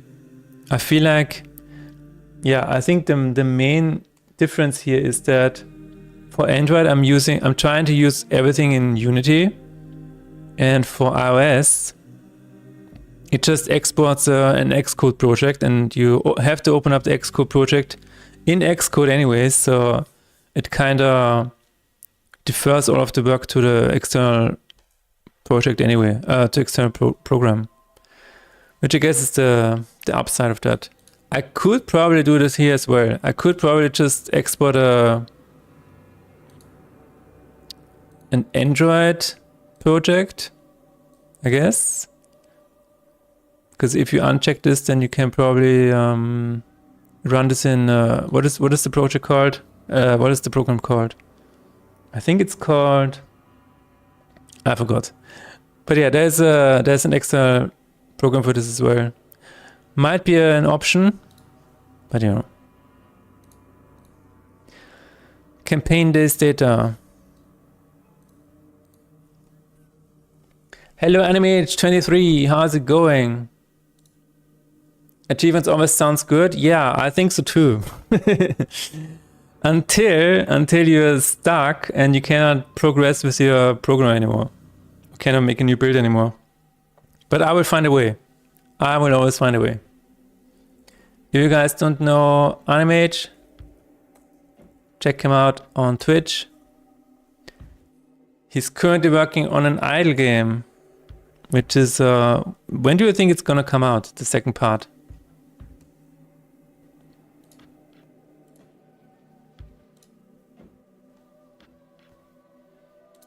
All right, we have the campaign days, and we are going to change the data structure of this a little bit into public campaign day decks. No, this campaign deck available decks. I have no idea yet. I want to give it the time it needs. That's a good answer. That is a very good answer.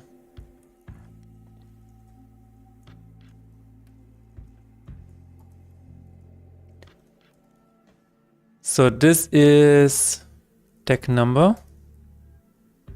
And then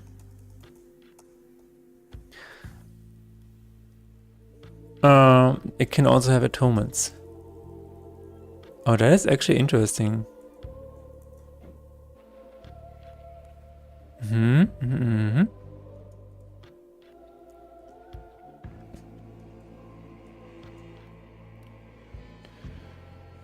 Yeah, I'm wondering what I'm gonna make next. So I have one game that I'm currently working on with a friend, hoping that I can announce it soon. But after Faith in Despair, I'm not sure if I want to make like another card game. Probably not. I will probably try to make something else. I was kind of thinking that I want to make a game like Chandelier over here, where you have this overworld map and... Yes, I know it uses cards. But I was thinking maybe I can hide the cards somehow and still use the fight systems that I have for Faith in Despair right now. Come on, I want to see a world map, please. I really like the idea of this, and I don't know, the Tims are really... Sorry about the sound. I don't know. It feels like there is something. Oh, there it is. This is the map overview. Yeah, I like this so much. I feel like just wandering around in a small world, and then just fighting your way through, finding new gems to equip, like Lacrima over here in this game. I don't know. It seems like it could be fun to do. Chandelier was amazing, yeah. And then you have to, you know, you have your stats over here, like food and some very basic things that you need to look at. I'm kind of thinking, and this sounds a bit weird, but what Elden Ring, but in 1997, and it's you know, it's kind of like Chandelier, but Elden Ring has these, you know, this strange hidden places where you sometimes find a very tough boss, but behind it you find this really cool item, and I think this is I don't know, I think it could work, but I'm not sure. I might also do something completely simple, which is a lie. I can never make anything simple. I don't know, I've tried, but everything always explodes. It just is what it is, right? Okay, available decks.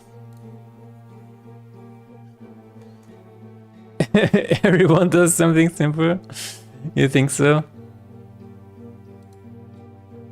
Ah, you do a simple game as well? Yeah. Uh-huh.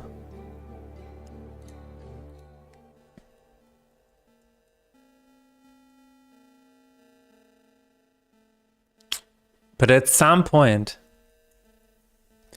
now, I don't know, I was, there is one simple idea that I have, but even that, it always,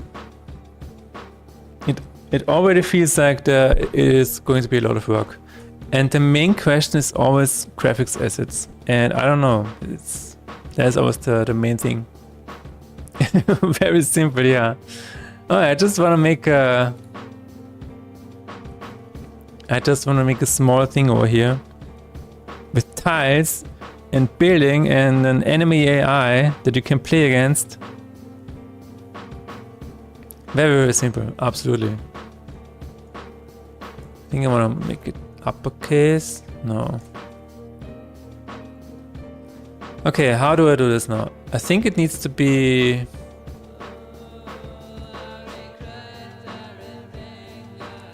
and multiplayer.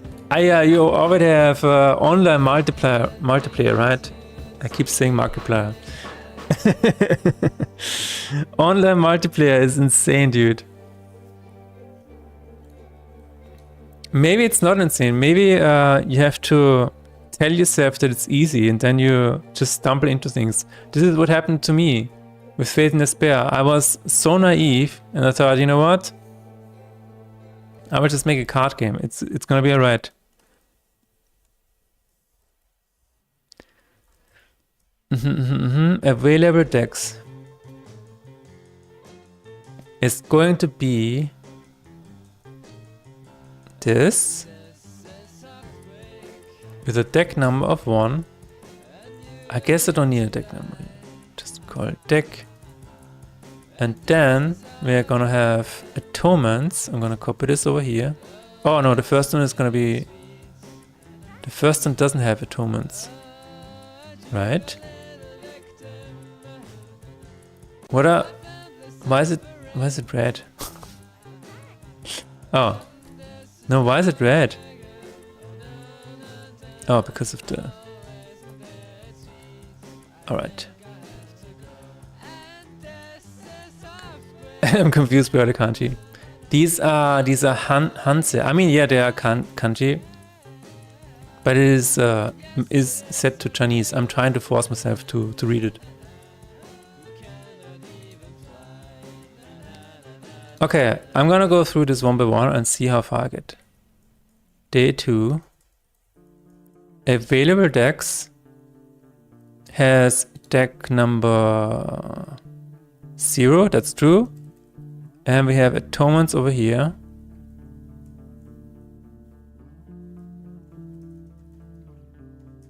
That should be it. Right? I guess. I will go eat dinner soon. Alright, have a nice day. Task is ciao. See you soon.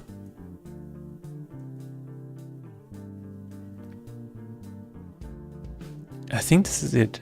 Available decks. Deck 0. Atonements. And atonement is 1.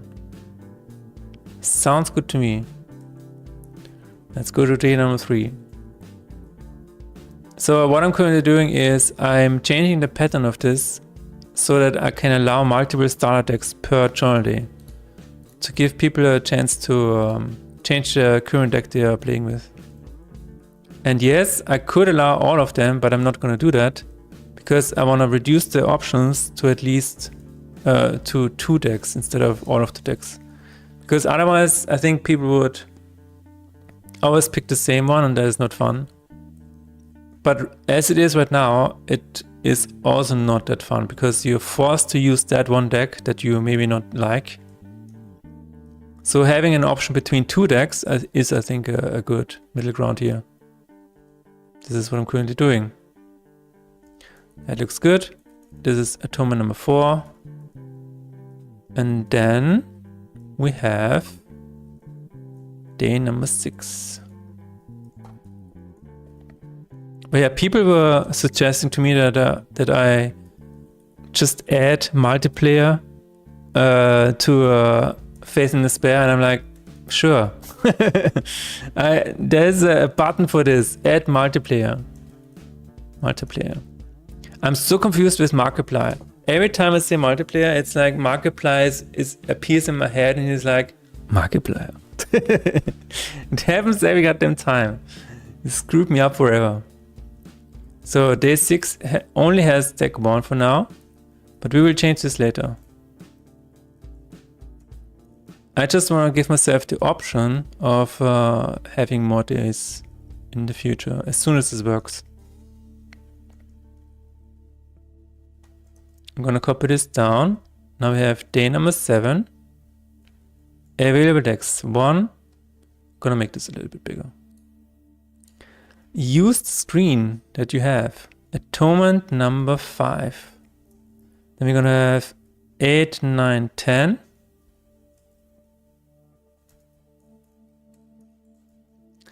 With the same deck for now. And we have atonement number 6, 7, and 8. Day number 11 is deck number 2 and no atonements for now. Copy this down to day number 12. I think if Faith in Despair had multiplayer, it would be... I would need to make it from the ground up. Again, I don't think you can just shoehorn in multiplayer. Maybe it's not as bad for a turn-based game, but I still think you have to... I don't know. It's a huge change. Especially because, and this is on me, of course it is on me, I'm the solo developer. Everything is on me. But especially because I'm currently... The display of the graphics is not decoupled from the code. So this is, I think, the biggest issue if I wanted to have multiplayer right now.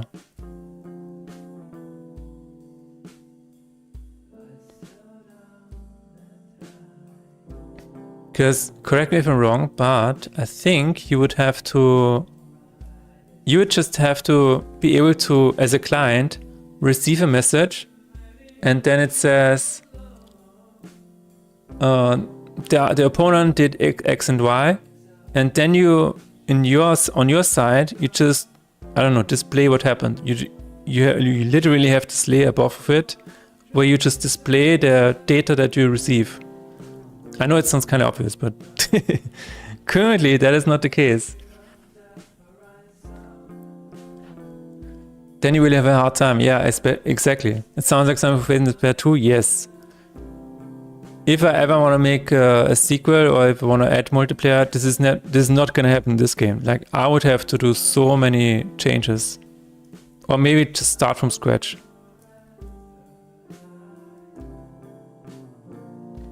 If you plan early for it, it's okay, but you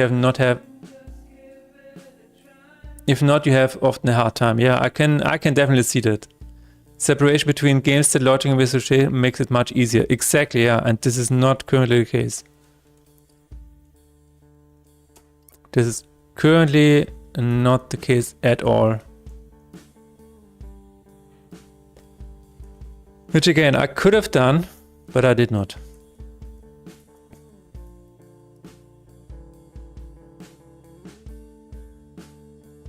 "17 has 3. Atonements has 13.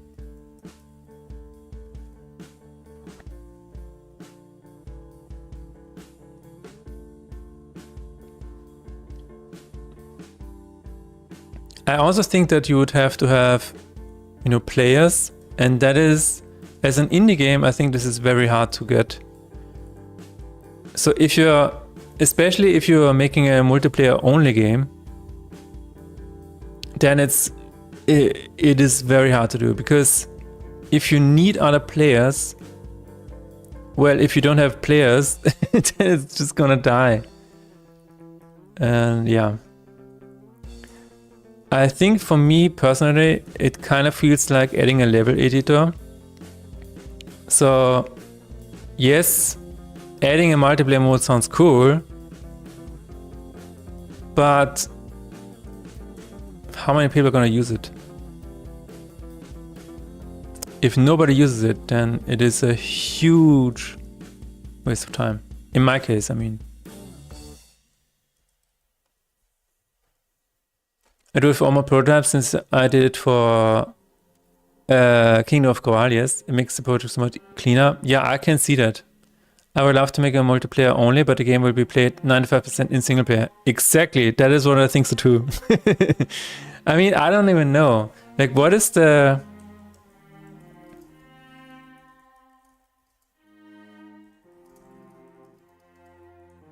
What is the percentage?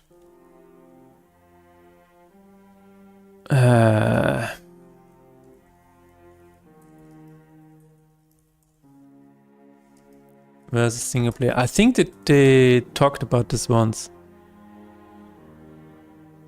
Yeah, I know there's no official. I was talking about. Ah, there it is.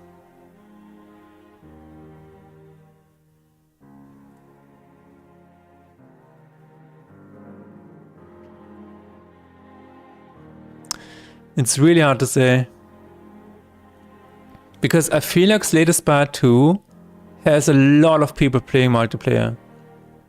But it's I'm not really sure.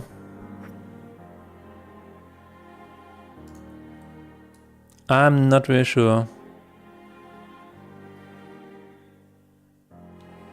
Like, for them, it was definitely worth doing it.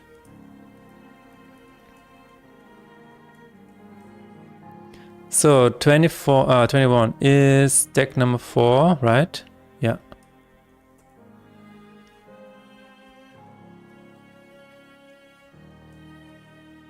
And I also think for testing a game, having a single player mode is really, really useful.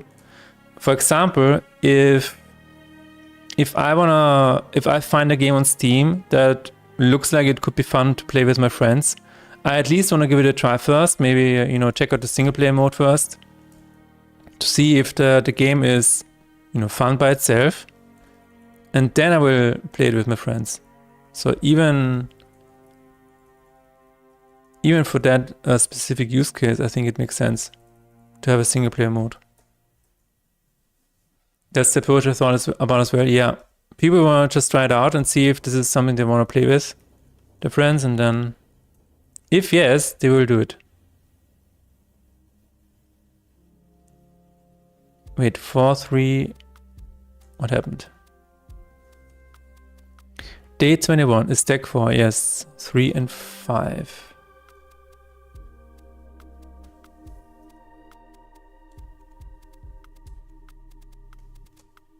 Hello 8, how is it going? I'm doing quite alright. We are currently working on a bit of refactor for the journal. We tried to get the Android achievements going, but it requires me to sit down with the project after stream and figure out some of the compiling issues. But yeah, how is it going for you? How is your progress coming along? Singular needs to be the initial hook to bring one player in, and then this player invites his friends. Yeah, that is, I think that is actually really, really true. And I think for Slay Spire 2, this is a huge thing. Yeah, absolutely. Okay, I'm gonna be right back.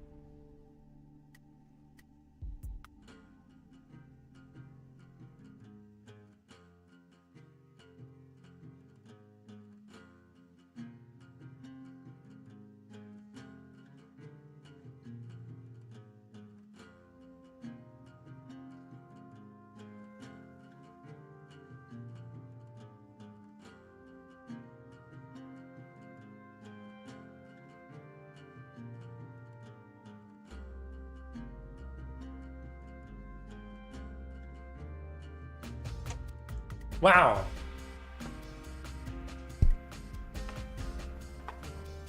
It's alright. Yesterday I spent some time trying to add codecs to my project, so I installed a plugin that allows me to export blueprints in JSON format, so that the codecs can investigate and find bugs and whatnot. It's still mostly in manual workflow, makes debugging testing much easier. Over time, codecs and GPT will adjust my work pace, and then I will be able to start completing stuff one tick after another. Alright.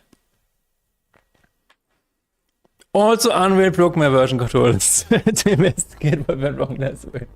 God damn it. God damn it, Unreal.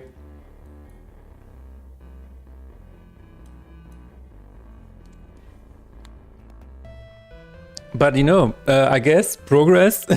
Question mark. So, day number 3 is deck number 4, atonements 5 and 11.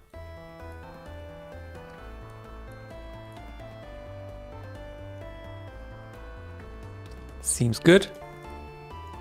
Now we have day number 24. Available deck is the same. 7 and 8.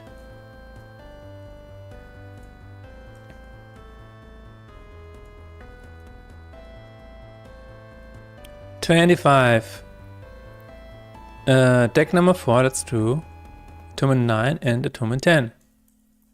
It's fine now? Oh, it's going to be much easier to track material tickets based on stuff that is actually being done and tested in the engine. It also works well with anime blueprints, VFX, materials, etc. So I see massive potential in just approach moving forward. Why is Codex eating so many tokens? Did you... I don't know, maybe it needs the Caveman plugin. Did you hear about the Caveman plugin? Also,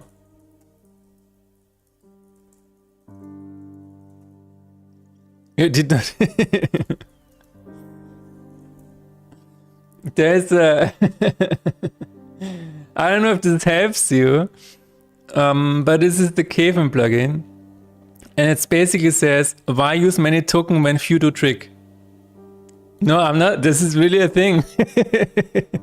it basically reduces your token usage by cutting down the the required text. This is really hilarious. Explain reactor in a bug. Normal 1180, Caveman 159. Saved 87% of tokens. It's crazy. This is really amazing. But the other thing is,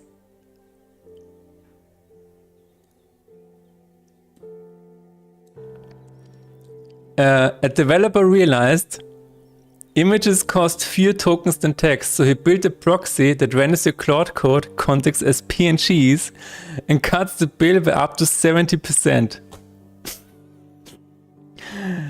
An image actually uses less tokens, so maybe there's a way you can try it as well. I don't know, but this is yeah, I think these two things are really hilarious. That's for Claude. I mean, if it's for Claude, I imagine it's for other things as well.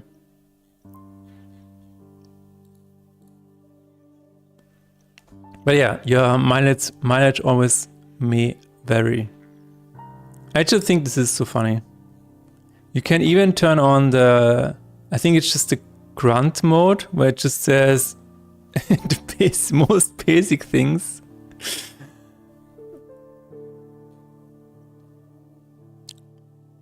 Caveman code. Oh, it doesn't say. But yeah. I'm down to give it a go, yeah. Oh, why not, right? Everything for the delicious tokens. Deck number 5 has 0 atonements for now. We're going to copy this as well. 27 has deck number 5 and atonements 6 and 12. Then we have 28, 13 and 14. There was something else recently.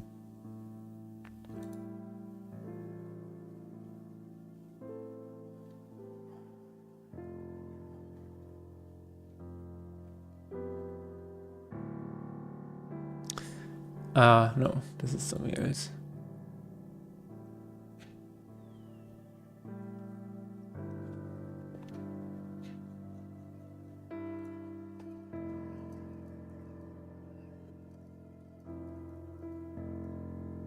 There was a remix that was done using AI of a music track, of a well-known music track, and the remix was AI generated, and it went viral. And people originally thought this was not AI generated, but as soon as they found out, there was a huge backlash. It's yeah, I don't know, the music industry is screwed. Especially with AI. It's kind of insane. Even my grandmother sends me AI generated videos every day of cats doing stuff. I love my grandmother, but this is so disturbing. See, this is, she sent me this today. This is AI generated.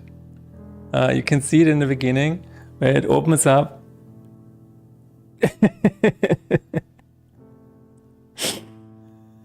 I don't know. It is what it is, right? Hello, Darth Blackman, how is it going?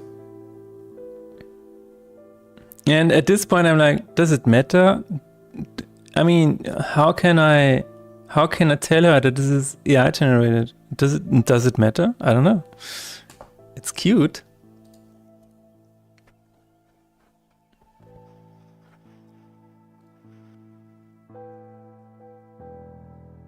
I guess it is cute, and that matters at the end of the day. Atonement 8. Another atonement 2. Okay, interesting. And the same for day number 31. Alright. So now we need to make this work inside of the code.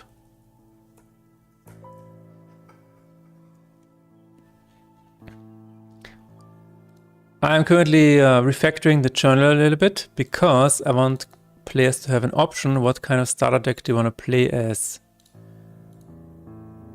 This is and in the beginning of the stream we were working on the Android achievements, but we kind of hit a roadblock where the build was not being built anymore. So I will do that after the stream and really, you know, dig deep into this. Maybe I need to restart my computer. That is also why I need to do it after the stream. Sometimes you just need to restart because of OneDrive. OneDrive is very pesky about file access.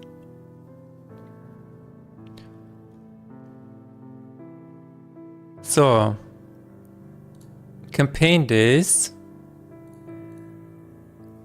Campaign day data. This is campaign day manager. Okay. Run creator. Here we go. This is it. This is what we want. Also have to learn how to use DMX console for business. What is that? No idea yet. DMX console. Ah, what? This is what you have to use for business?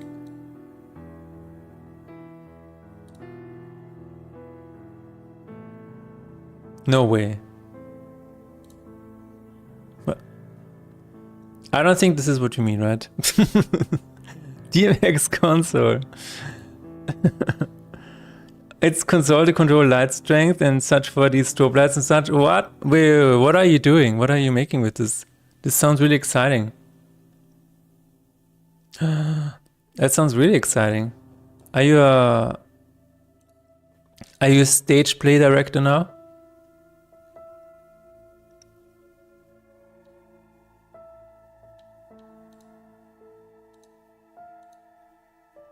Oh, it's for your wife's gaming night hosting business. Cool.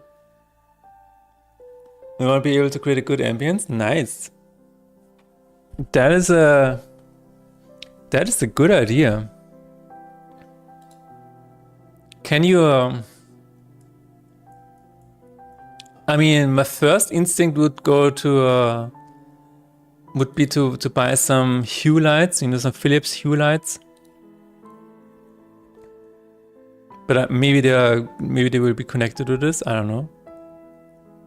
The only thing that I know from a friend of mine does stage plays, and I was at behind the scenes once.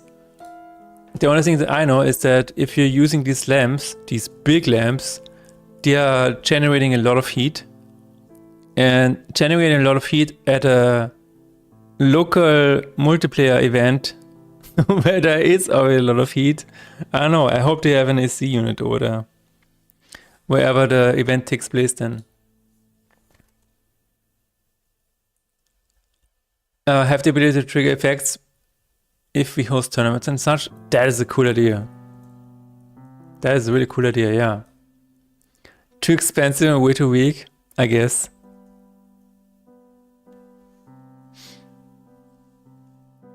Get journal day.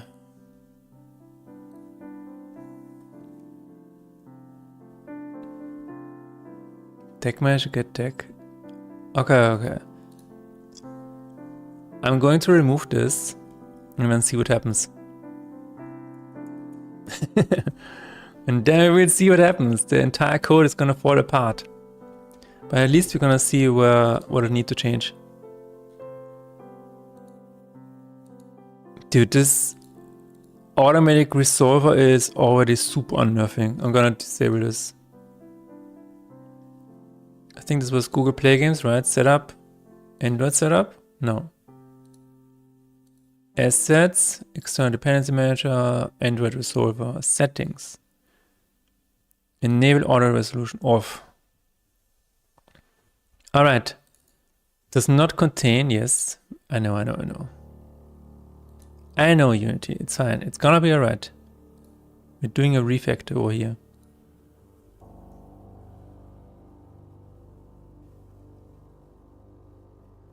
Just wait a little bit for it to load. There we go.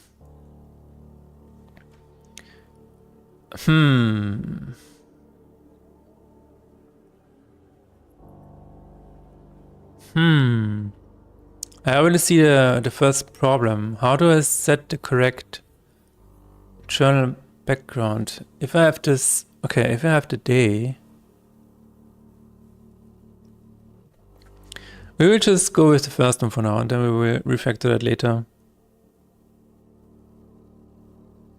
Available decks, 0, deck. That is the first thing to fix. Let's try it again. Does it keep doing that now or? Hopefully not. Current day. So I guess I would have to add a new variable to this. Yeah, I guess I do, but it's fine.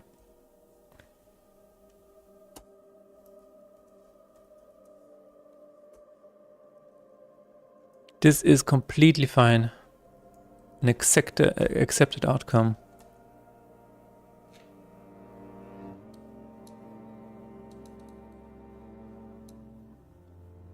Atonements.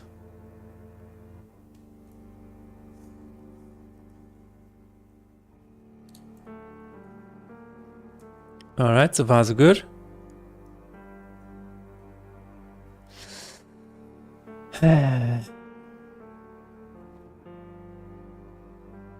I guess I could do it right away. Instead of taking a shortcut, I guess I could. Now let's do it this way first. So when do you think the business will get its first event aid?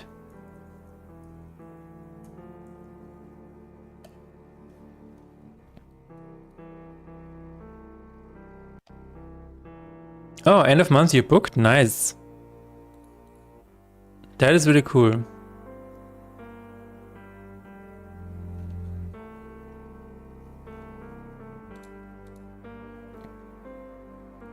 Oh, it compiled. Nice. So that means it works. There's a chance. We're looking for more, but we need marketing material. Ah, I see.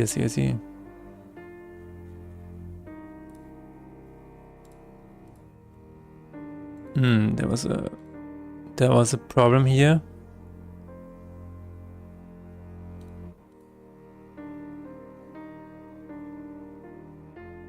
Some kind of extra semicolon maybe, or maybe, oh, I did not close the I did not close it. Is that true? Yeah, I need an extra one. Damn it.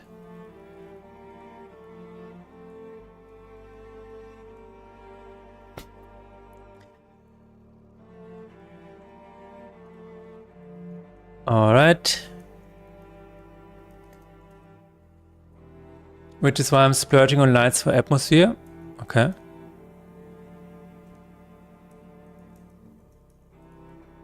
Wait, so you can have better marketing material? So because you're gonna make photos from the event and then you're... Wait.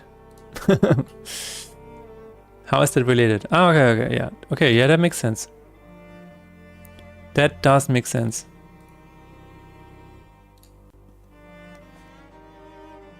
Yeah, that is really exciting. What kind of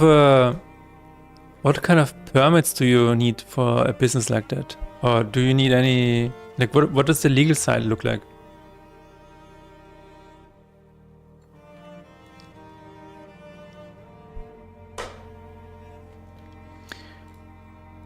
JSON pass error. No, missing comma.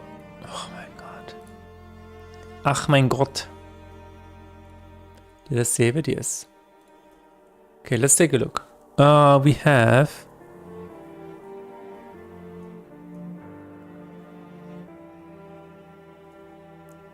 This is the deck with the atonements. I did not set this correct. I did set this correctly. Available decks 1. And this is the inner one, right?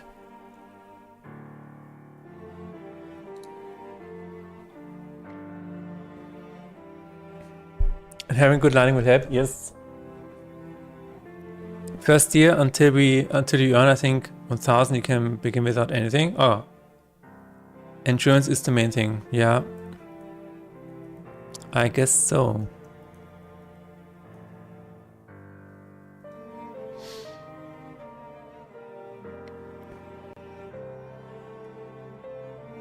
Where is the arrow in this?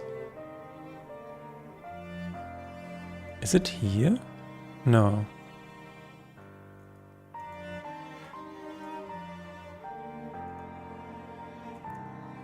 I guess we need to burn down a tree again.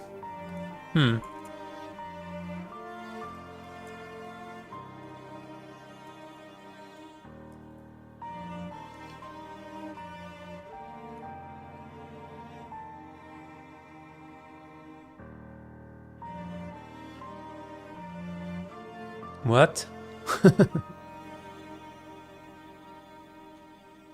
Oh, really? I need to... Oh my god, I need to put this in curly brackets as well. Oh. Let's try it out. I did not consider that, but yeah, it makes sense. I did not have that before, that's crazy. Alright, let's give it another try.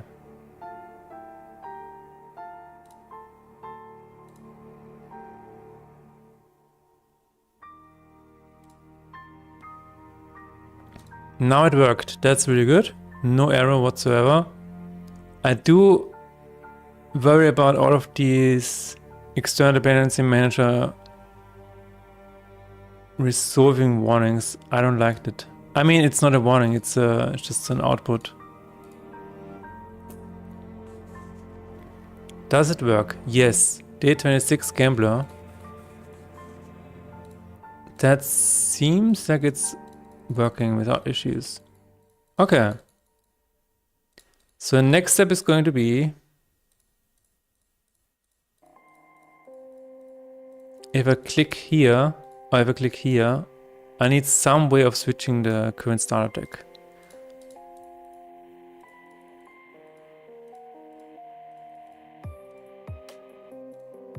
Let's see.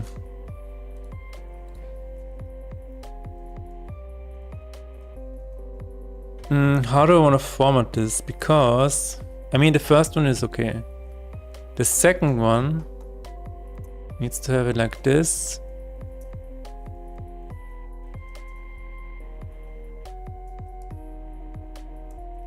I kind of want to format it in a way where I can see what is happening in the future. So deck number 1 is also available for day number 2. That's the plan, at least.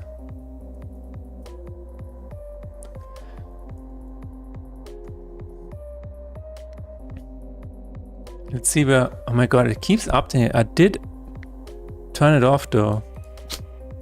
I turned off auto resolution and it keeps updating.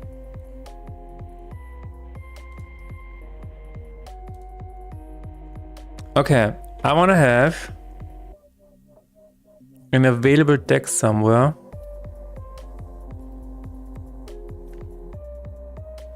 And a way to go through them.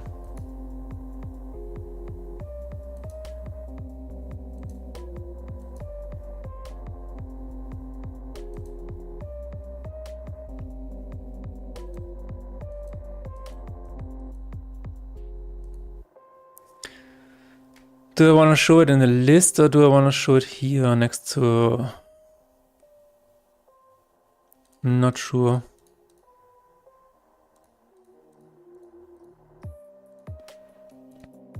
I guess I will have to make a mock-up first before I go ahead with this. But the refactor is done and it works. I can add a second variable where we remember the chosen date deck, I would say.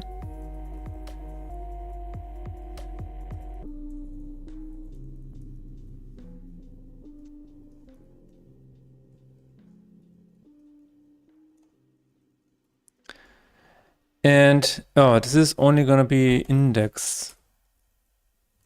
Yeah. The current deck.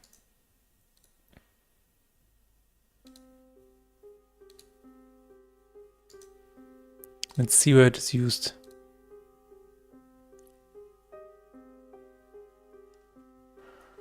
Yeah, this is a big problem. It's setting it to the current deck. I mean, it's not that bad, I would say.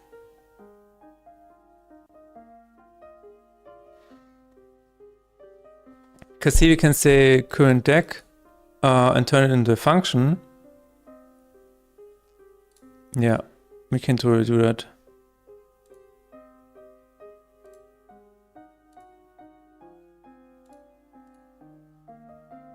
Okay, but first, for that to happen, I need to have an idea. I need to have a mockup first. How I'm going to resolve the UI. It is working, and that is the main thing for now. Okay, so we are stuck at two items for now, which is totally fine. The other thing that I wanted to look at is if you pause the game as you die, the pause menu stays open, but not selectable. I didn't even know this was an issue, but let's take a look. Let us take a look. I'm going to turn on my fan now. It is a little hot.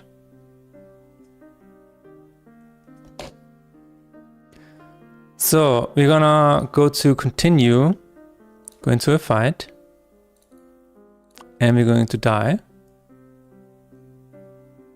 Get as close to dying as possible.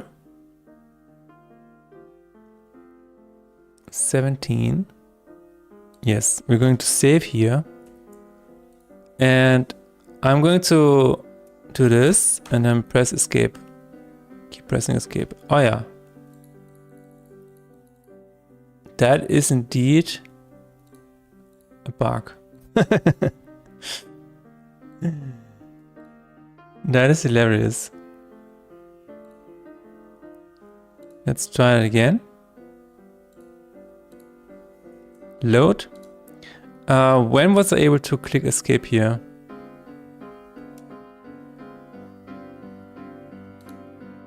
It was as soon as this appeared. Okay.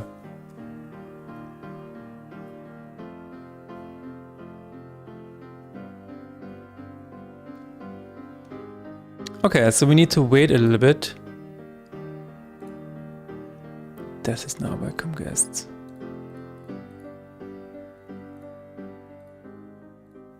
I cannot even click here. That's amazing. So let's go to Card Game Manager and we will take a look at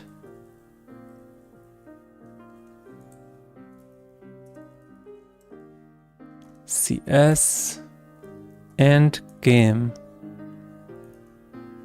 No, game over.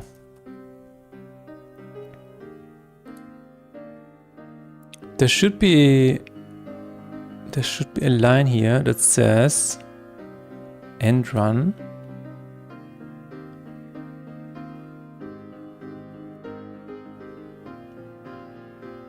Where is the animation for this? Game over. Alle Verweise suchen. Player death. Abandon run.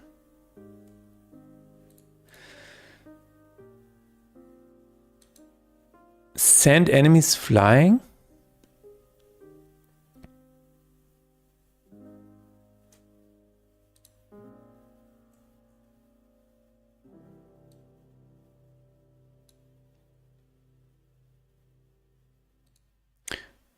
Wait. So it says here player death animation. Send enemies flying after 1.5 seconds.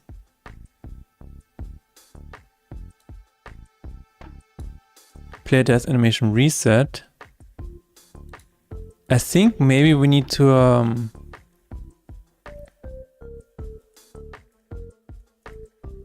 what does game over do? Game over says nothing really. It says end fight, stop music, lose run.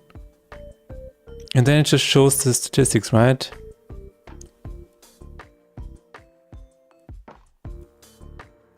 We might have to simply wait a little bit longer. Just give me a little bit longer, half a second. How about that? That would be a nice fix.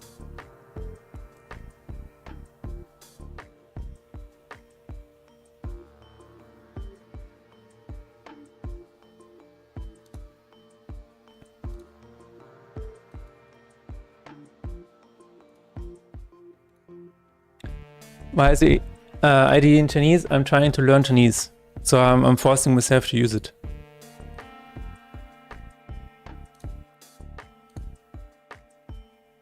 You're so good at... I think every human is good at... everybody is good at spending money, honestly, right?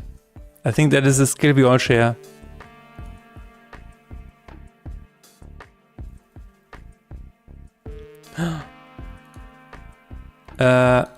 No, it does not work.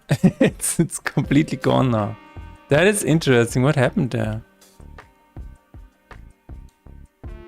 So I guess this needs to happen before.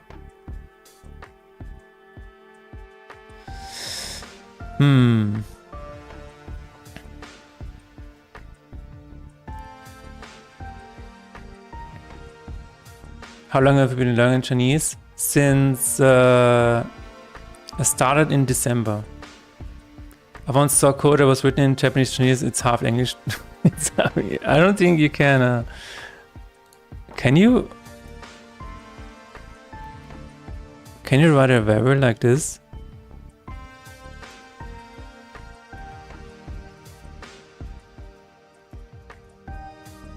I don't think you can. Wait. Can you? No. You cannot have... Wait, no, you can.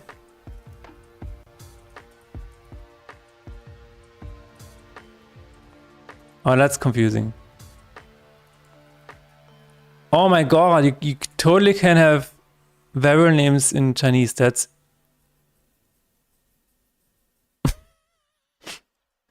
Okay, that is interesting. I was not aware of that, but yeah, it kind of makes sense, I guess. that is funny.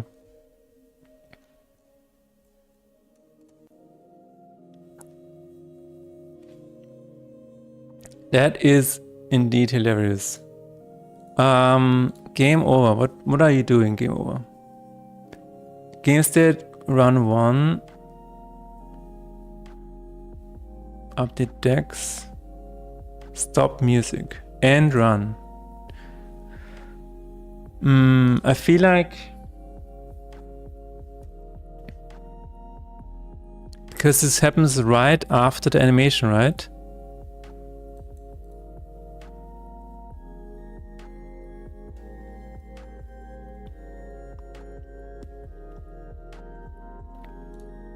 I feel like there's maybe a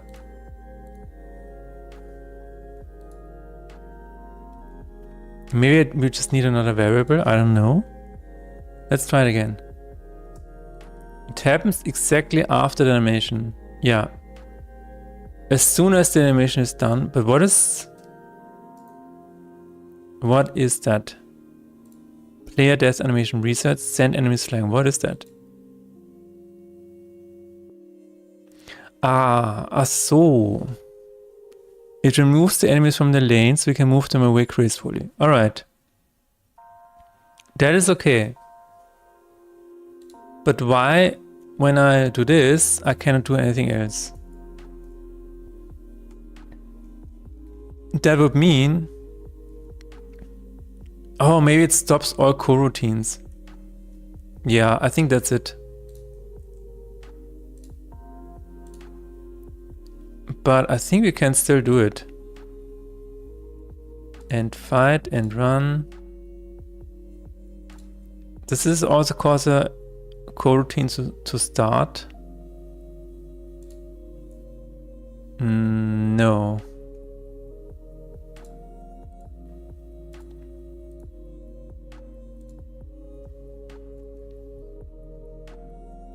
And fight and run, stop music, lose run.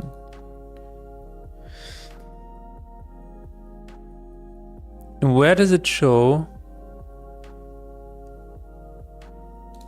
the statistics? Show game and pop-up, there it is. No. This is after end fight routine, okay.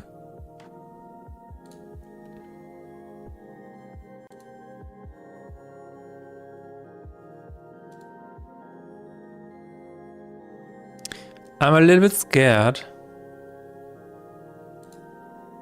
Maybe I can try to do it here. That doesn't seem good. 1 second, guys.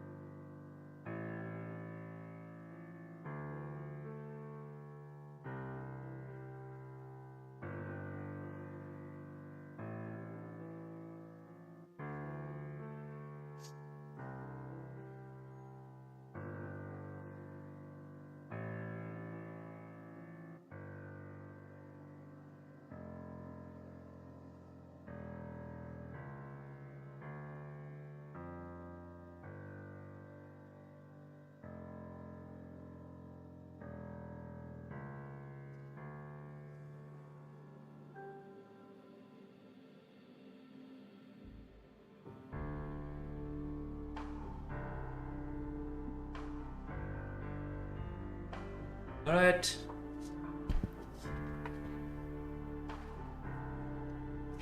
So let's see if this is working here. I don't like this is here, but if this is what it takes, then this is where it needs to be. I mean, I could probably... Hello, Fanny Slam, how is it going? How is this week treating you so far? I am a gamer. We are trying to get rid of another bug, a small bug. The stream has been a bit of a roller coaster. We started with the Android achievements, and I need to fix some things off stream, and yeah, then I did a little refactor, and here I am fixing a small bug where if you keep pressing escape while dying, it will open up. Oh, now it works. Oh, this is amazing. We fixed it. So this bug was that the menu was opening and you couldn't do anything else anymore. But it seems to be fixed now. So even if you die and you're trying to rage quit as soon as possible, you will be alright. You will be fine. That is a really cool fix. I don't like the way this is fixed though. I'm not a huge fan of adding this here. Not the biggest fan.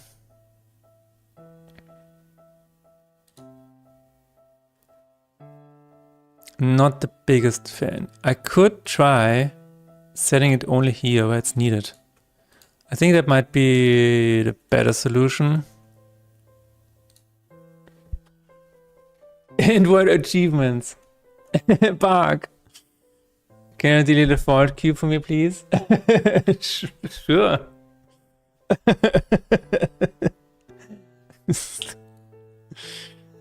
Yeah, I'm also gonna try it. Hang on. Create cube. There we go. Where even is it? Oh, there it is. There we go. It's gone. So we're going to use it here after end-fight routine. Yes. Let's hope this is also fixed. It is still fixed because it should not be. No, it should not be used here. Also not here. Yeah. Let's give it a try.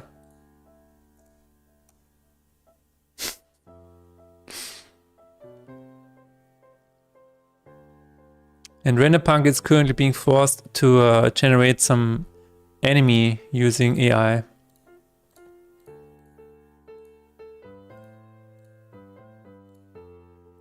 Anime. Absolutely. Okay, let's see if this is still fixed. It is! Okay, let's see the other use case. Abandon run, accept. Yes, also still working. And the other one is winning. Then it should be fine. We fixed it! Let's put it to the done list. Dun dun dun.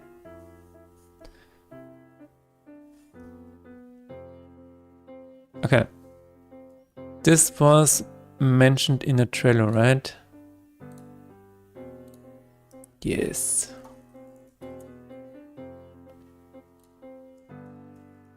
But I don't know who it was. There's no name here.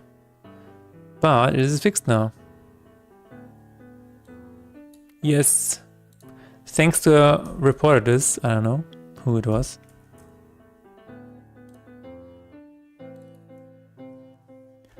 Fixed soft lock when hitting ESC while dying.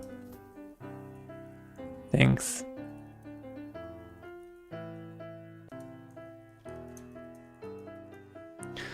Okay, that was a good one.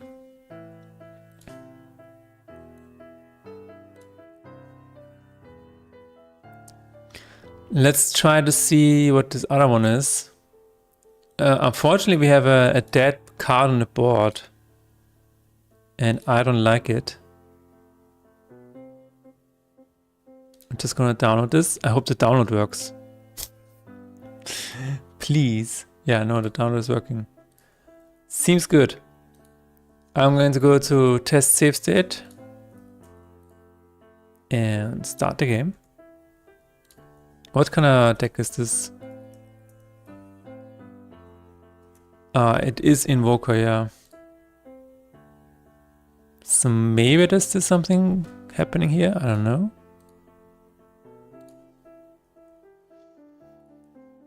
Oh my god.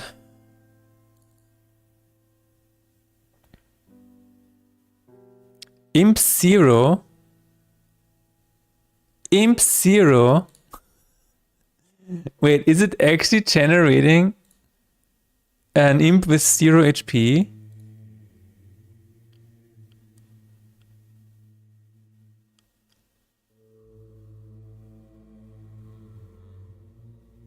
That would be hilarious. It actually generates an imp with 0 HP. Oh my god, this is insanity. I love it. Okay. Yeah, we will fix this for sure. Okay.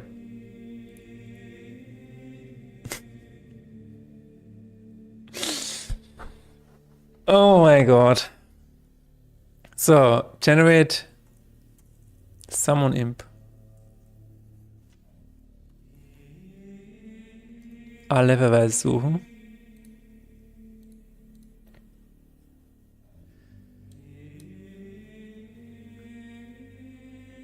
Get current value. Do I wanna? Yeah, I think I wanna have this.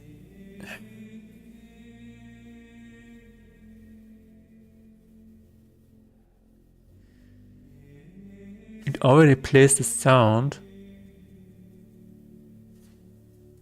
I think, yeah. If this is amount is smaller than 1, we'll just deal break. This is not good. And we will do it for all the others as well. Summon automaton. Summon imp, summon reaver. That is actually a hilarious bug. Amount and card origin is not even used for these. Fair. Summon boss. Amount is also not used. Alright. Summon entity. Is no, this is hard coded. Summon minion. Gets it from somewhere else. This is fine. Summon lesser demon. Definitely has an amount. Summon dragon. Also has an amount. Although I'm not sure if it's used. No, it's not used. What is the amount for?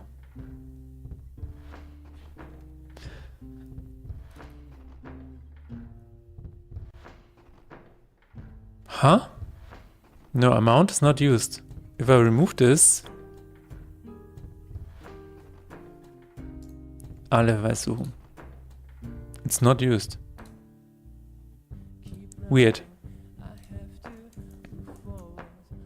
Summon copy. Some mirror should be fine.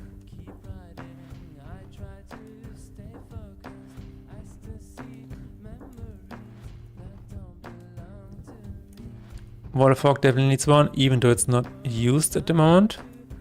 Who knows what happens later. Summon Shadow. Wait. Summon Shadow. Yeah, okay. Let's leave that in there. Okay, that seems good. Well, that is an interesting one. This was because of Imp 0.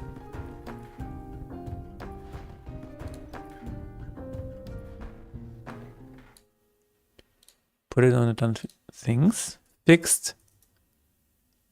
Being able to summon cards with 0 HP, i.e. Imp 0. So let's take a look at this one. This might be the same, honestly. Let's hope it is.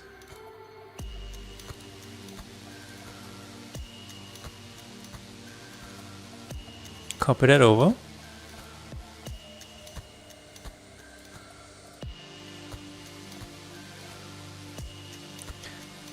I suppose it is, but we will see in a minute.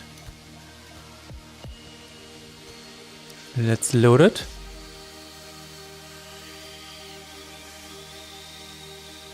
Imp 120. 2740 HP. What happened to this? Oh, it's an endless run. This is chapter 16. Oh my god. Dude, it's so cool to see what people do sometimes with your game. Wow. So I suppose maybe it's already on the board. I don't really know. How do you even...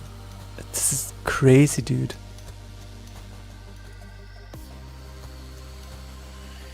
I'm not even sure if it's the same run. Maybe it is.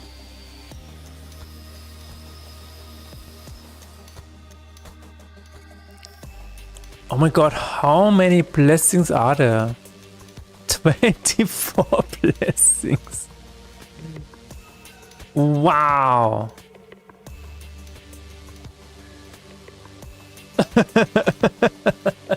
I like that this broken spell is renamed fuck. I love it. Oh my god. Oh my god, I cannot access this card. This is completely insane.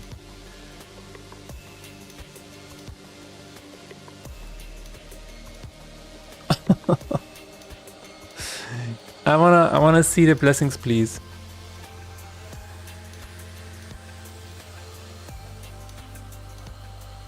Crazy. It's still going.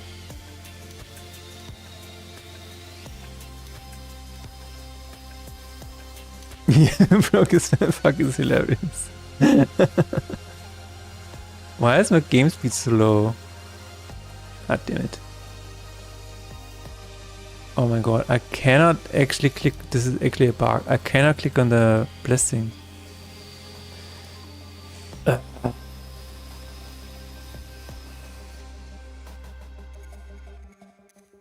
Yeah, I can see that.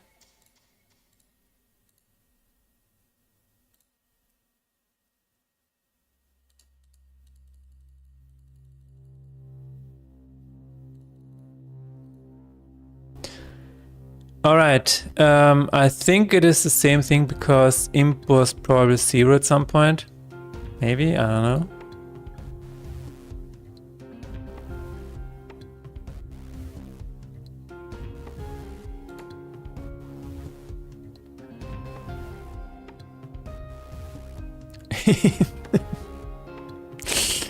The card names are questionable.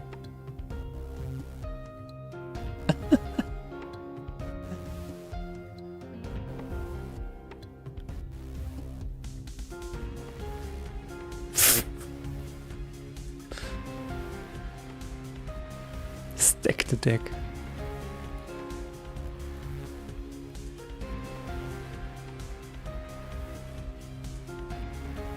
Yeah, I don't see a card with 0 on the board, so I don't know. Sacrificial lamb.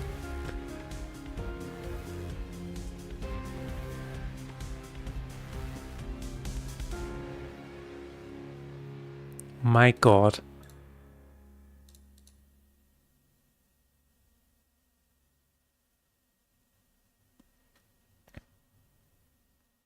Yeah, I don't know. Maybe it's hard to say what to do here. Also, the damage spark is broken. It sometimes appears somewhere completely different. It should appear exactly on the card.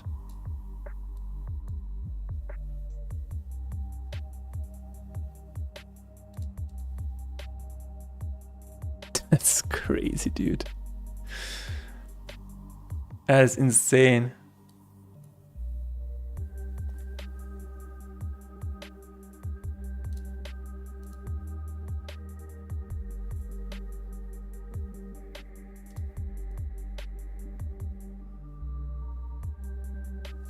Maybe can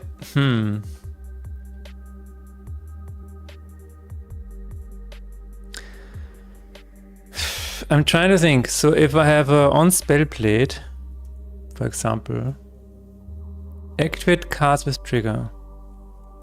What does it do? Okay, there's no delay here. Is there a delay here? No. I wonder where Nick is. He said that he's not here. He's not gonna make it.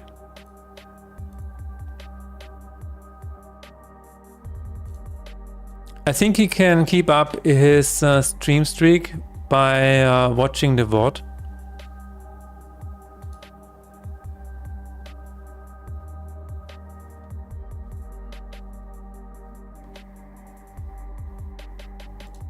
Activate material for target. Activate materials.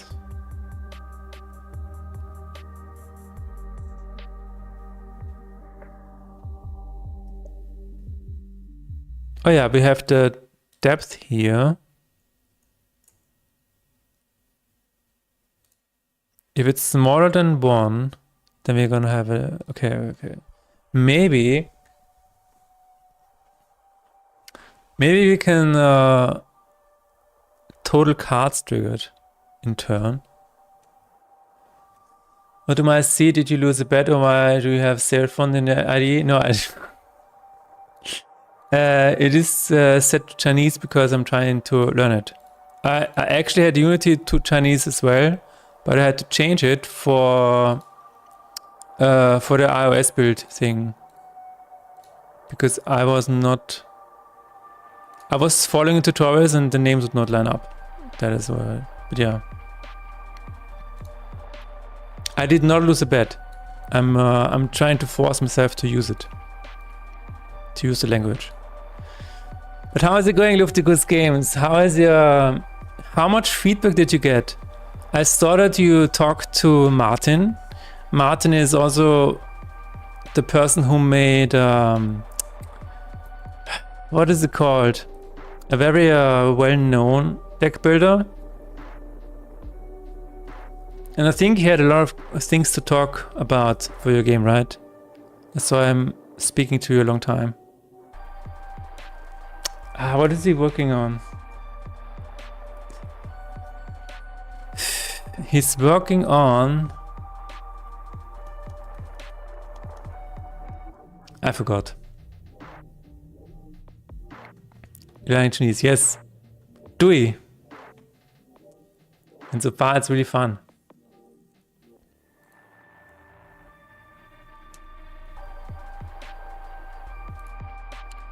What was the... I forgot what he's working on. But yeah, it was a really cool deck builder and I think he has a lot of really cool opinions.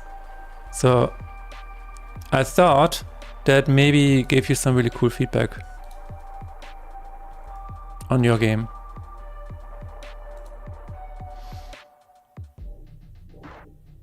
Active interior actions, trigger depth. I think we can we not access the, oh, this is on the card.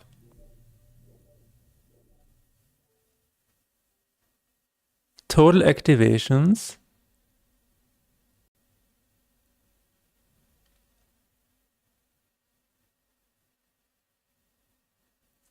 Wait, can we not say, I'm just gonna type it out, get card game manager. Then we have activations.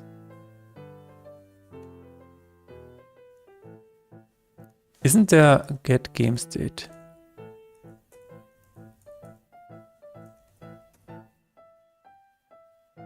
Turn. Cards style in turn, cards drawn in turn, triggered in turn. That should be it, right?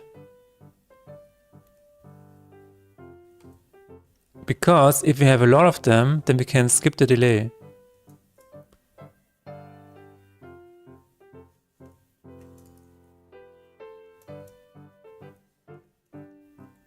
Let's try 5.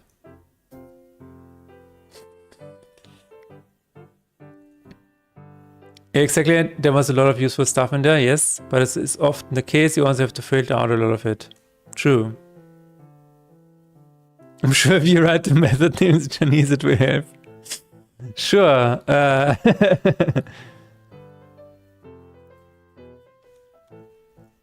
Let's say,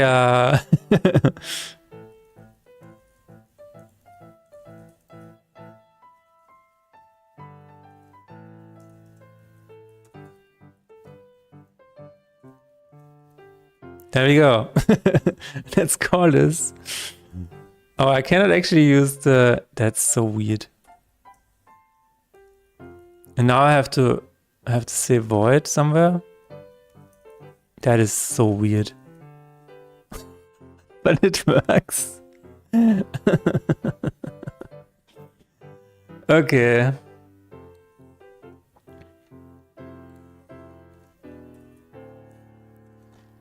Talking about Chinese, I would... Hello, Processor Chaos. How is it going? I would love to get one of those restaurants menu item tattoos on my arm. Well, which one? Any specific one that you really would like to have?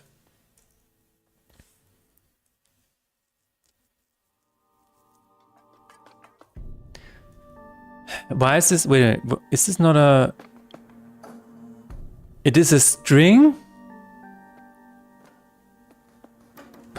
What? Cards triggered in turn is a string?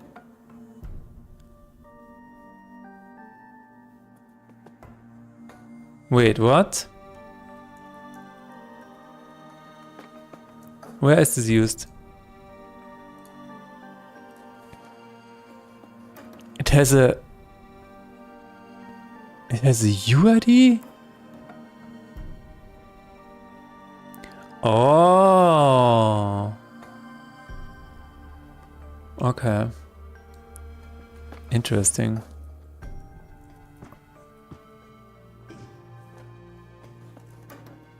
I don't know, rice noodles? A few months ago I saw this guy doing it for content, not permanent, so it came to mind. Oh.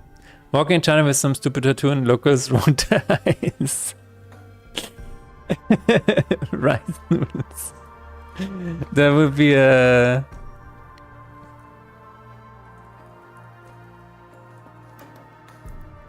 And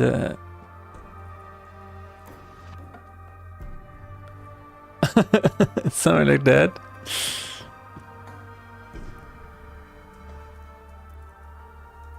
Rice noodles. I guess you can kind of say it like this. Mian, but that isn't. Yeah, that was, yeah, I would see why people would not like that. Interesting. Count? Oh. Is less than 5. Only then we need to delay. Okay, let's see what happens. You have mobile clients ready? So, I'm currently waiting. I'm not logged in the Apple Store Connect, but I'm currently waiting on a review. I don't know how long this is gonna take. I don't know if you know how long this usually takes, but this is the first review, and I hope that after the first review it's gonna be a bit faster. And in terms of the Google one, the build is currently failing, and I need to do that off stream because I think I might have to restart the computer because there were some file access troubles with OneDrive. You know how it is. So there was this is a bit of a roadblock right now, but I have the achievements set up. All of them are set up in the Google Play console at least. We have the code ready. The IDs are set up correctly. So if you're using the iOS IDs, it is already mapped correctly to the Android IDs. So in theory it should work because social local user authenticated and social report progress works the same on Android and on iOS, which I think is really, really cool. So in theory it should work. We just need to wait for the review on the iOS build and get the Android build working again, which is currently not working because I have added the new, the Google external manager thing. The Android, what is it called? Google Play Games, that's right. The setup is correct, I think. But we just need to figure out how to get Cradle to build again. But Processor Chaos, did you have an iOS build? Or Luftikus Games? I'm not sure who has an iOS build here in chat. A bit like Steam 2 to 5 days. When did I submit this? I think it was last week. I think it was on Friday, which is... Yeah, I guess if you count business days, it's still within the 5-day range. Ah, it was 10 years ago. We talked a week ago or something. Yeah, not familiar with the current system. Okay. Yeah, no, it just requires a little bit of patience, I suppose. Which we have plenty of. Plenty of patience just lying around. It's gonna be alright. Not in game dev, I worked a lot with iOS apps at my day job. Oh, okay. Yeah, I mean, so far, it looks like everything is set up.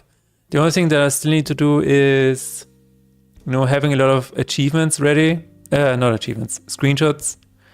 And screenshots have to... Here's the problem that I have. I don't have an iPad, but I think the game would be really, really cool if I could also release it on iPad. Now the question is, I think if I want to release it on iPad, I also think I need to upload screenshots made on the iPad, right? Or at least in the iPad resolution. So I'm not really sure how I'm gonna do that. Maybe I don't know if I can fake it using the iPhone screenshots. Probably not. Probably not. So let's see if the delay is a little bit better now. Oh, just died. That is a really good delay, yes. I'm gonna play Him Everlasting. Dude, I love these card names. I don't know who did it. It should be a little bit faster now.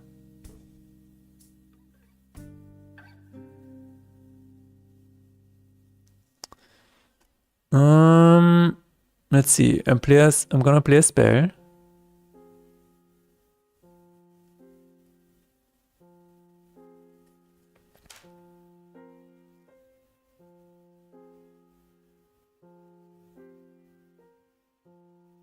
Yeah, it's still a lot to go through.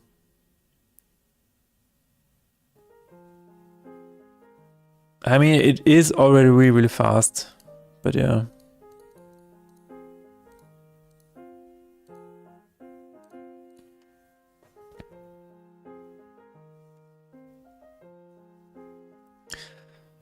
But yeah, I'm looking forward to having it all working.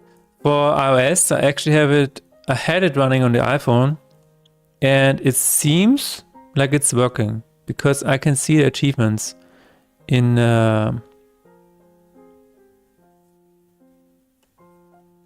what is it called? I forgot what it's called. The Game Center. Oh, now I'm logged in.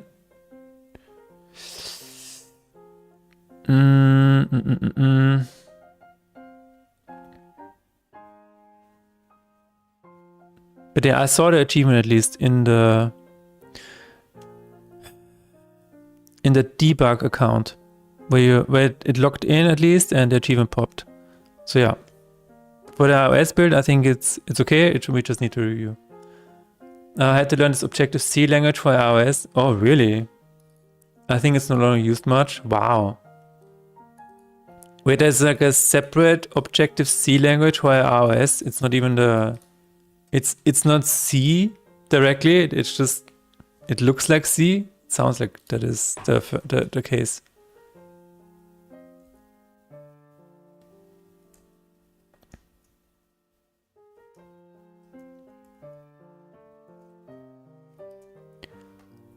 Delay. Let's see how often this happens. It shouldn't happen after the first few cards. Do you think I can just wear 3 sunglasses at once and be fine for the sun and finsternis? I will not give medical advice on the stream.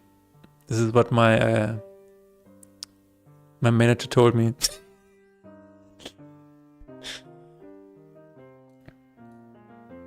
Last time I gave medical advice, it resulted absolutely, it had absolutely bad results, so I'm not doing it again. How about legal advice? No. Nope. So let's see if we have... Does it say delay anywhere? Oh my god, this is... What the... I just played 1 card and it's going crazy already. Maybe this is not the delay.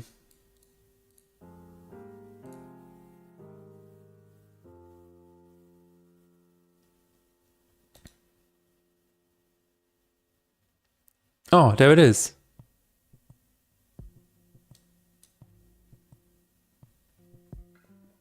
Oh, it happens in the beginning and then it doesn't happen anymore. Okay. Sally puts the eel back in the bag.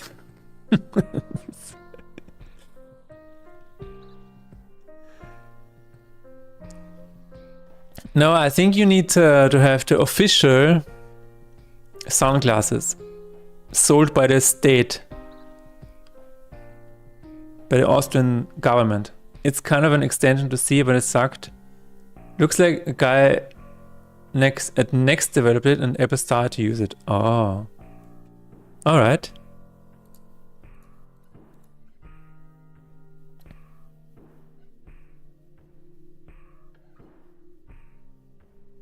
Delay, delay, delay.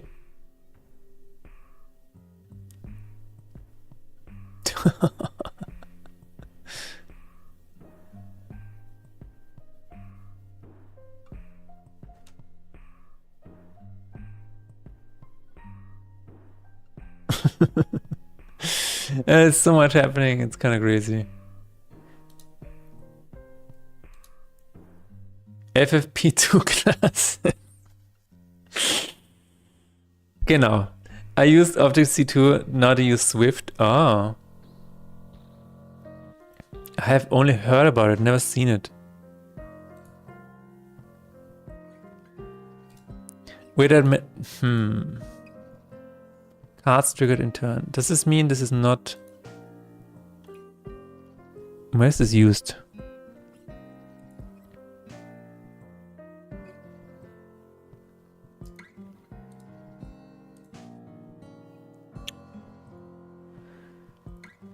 Activate material. Yeah, why is it not...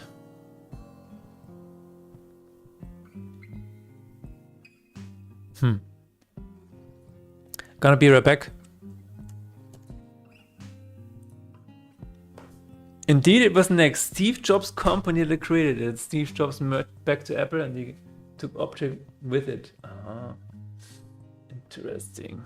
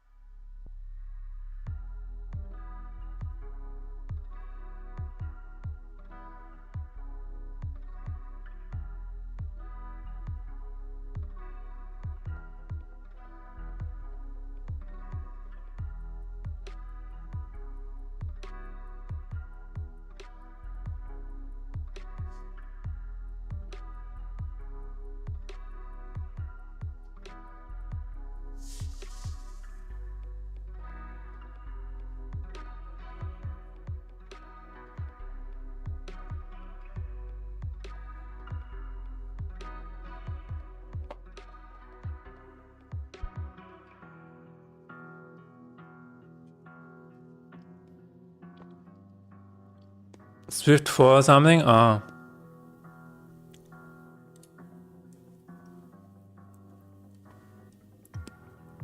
It just look like cleaned up, clean Object-C. You can clearly see that underneath the sign is a lot the same.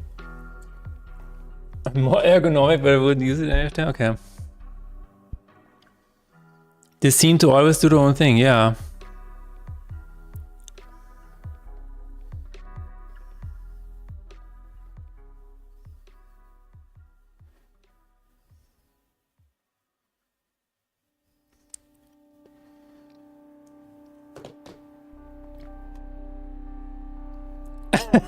Gemini says I can watch the sun indirectly through a, what is it called, a calendar?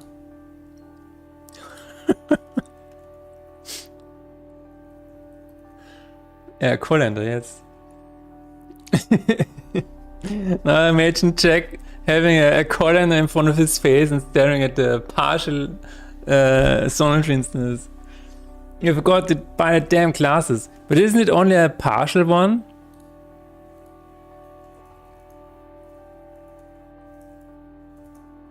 I mean here in Austria.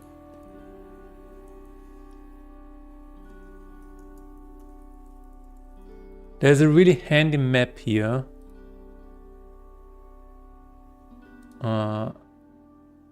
Wait, is that it? Skip.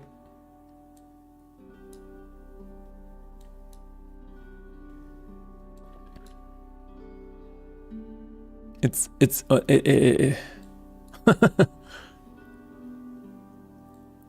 So if you're here in Austria, how much do you even see?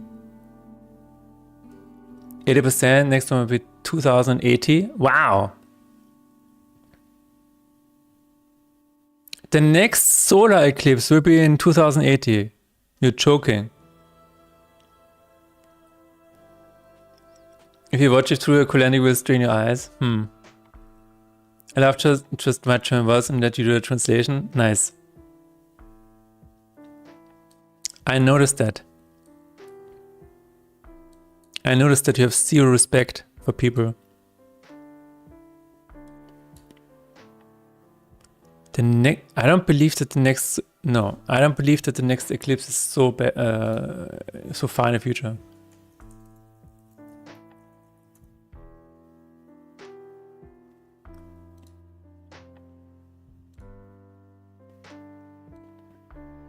The next 10 years.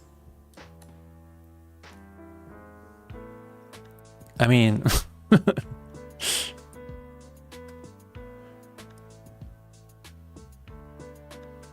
I don't know, but it seems like we have a bunch of them, especially down here. If you live down here, oh my god. Next to 2081. Wow, I will be dead by then. That's so cool. Thank fucking god. As a flat earth, this makes me uncomfortable. Yeah, this does not make any sense either to me.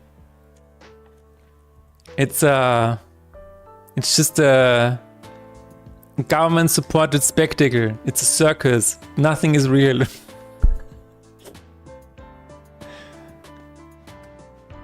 Not that spectacular. All right. Yeah, I did see one in person. That was years ago. It was really, really cool. Like the way that everything just got so dark so quickly, and it got so cold so quickly. It was so weird. It was so weird.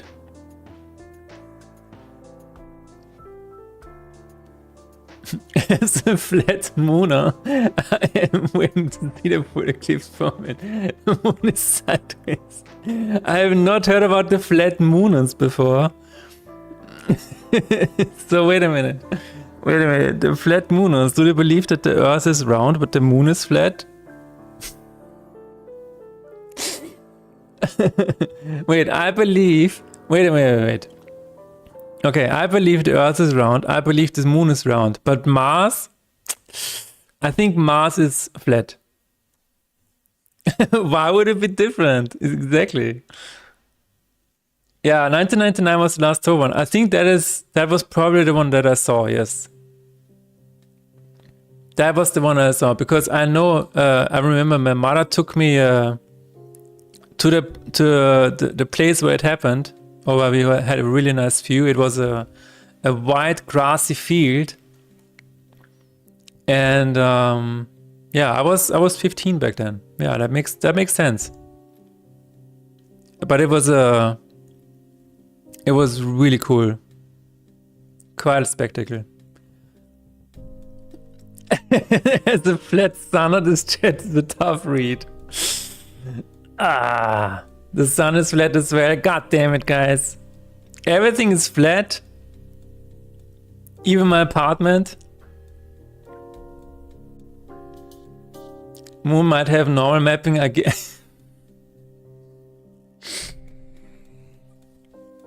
Okay, wait a minute. I mean, so if everything is just normal mapping, then it kind of makes sense that everything is in fact flat. It just appears to be round.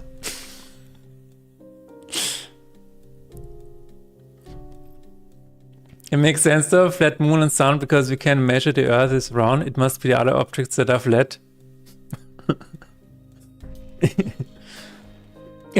I'm supposed to reading Fat Earth Society. Oh my god, I'm dying. Billboards and games look very realistic, just saying. Can you prove that you are 3D? No, I cannot. I'm so sorry, I cannot. I mean, I can only show you this side. There's the other side is not rendered. I don't believe in flat mass. Everything is sphere, earth, sphere, tree, sphere, piece of paper, sphere. Okay. The Donut, no. The Donut Earth Society. Wake up, people. There's 4 followers. Ah, yes, 3 followers. The cause is getting stronger. Wake up, people. Earth is a donut. We all know it. Oh no.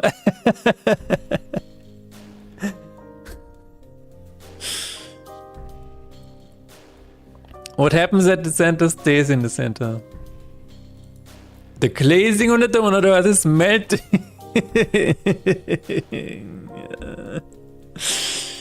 The glazing on the donut earth is melting. Oh my god, I'm dying. Philip's back is like the equivalent of the trees in Animal Crossing. I've never seen the trees in Animal Crossing, but I believe you. I hate spheres, says Professor Chaos. He's like, I hate spheres. They are not real.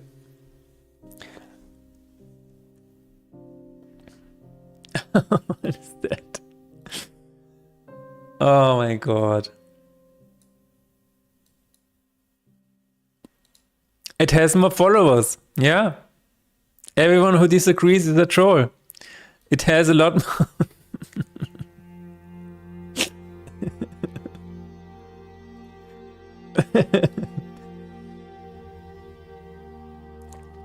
Yeah, it has a lot more followers. Banned immediately. What do you mean? It was just a picture of Earth. What do you mean, Renderpunk? It was just a picture of Earth. Of what Earth actually looks like. You know what? SpaceX would probably believe that as well. Amazing call with the Donut Earth Society, yes. I believe this is an account that Elon Musk made himself. Yeah. Because everything to Elon Musk is a dick.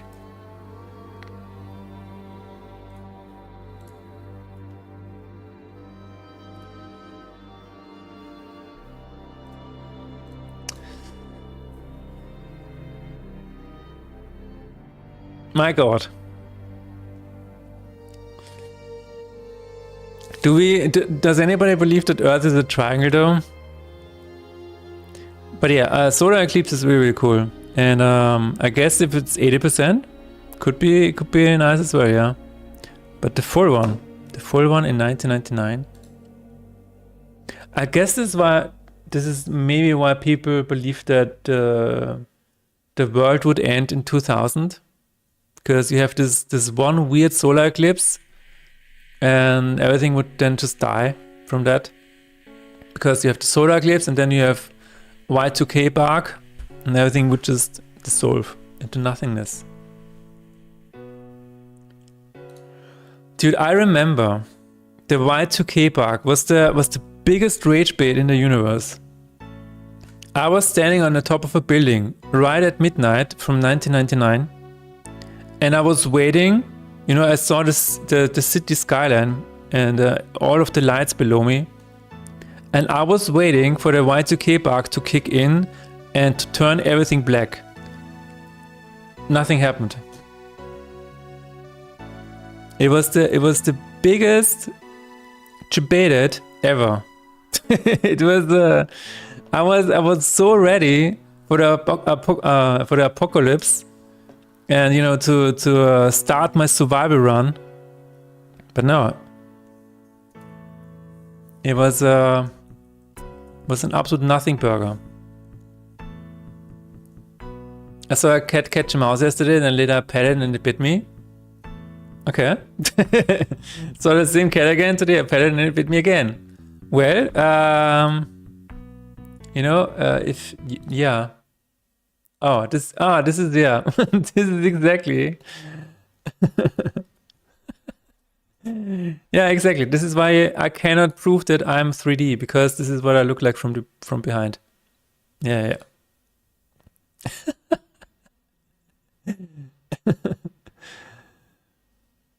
Yeah. Do you guys, so if we believe that Earth is a simulation, do you think this is also what is currently happening right now? So the things you do not see, or the things that nobody sees, they just don't exist? if there's nobody there to see it with a human eye, do you think it will just get called out to save on performance?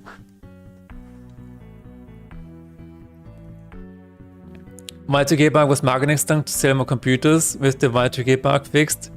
You're probably right. It will buy 3K. The learning is, if I see it again, I will pet it again because it's so cute. Right. The cat didn't want to share the mouth with you? Yeah, probably. They had a disabled nose to save God's CPU cycles? Probably. I believe so as well.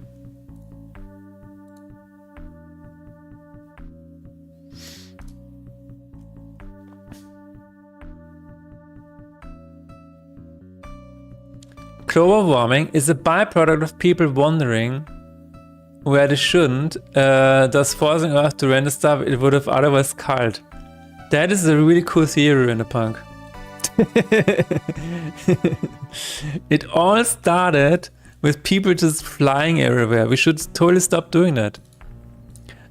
If you think about it, the simple fact that we're flying over the oceans and then we're seeing all of this ocean and it needs to be rendered, I mean, no wonder the ocean temperature is rising, right?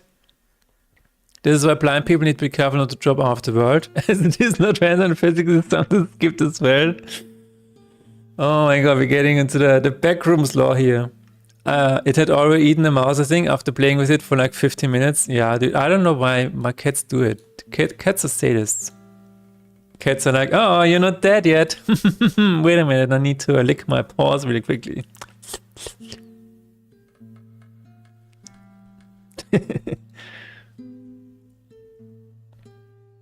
If neither one of us can sense it, see it, smell it, or someone measure it, then you won't be able to prove it actually exists in that moment in time. Yeah. And isn't there a thing where in the quantum computing, you know, really on a small scale, that if you measure it, it actually changes the result? Which again, because it needs to be rendered, you know? If you leave it alone, it doesn't need to be rendered.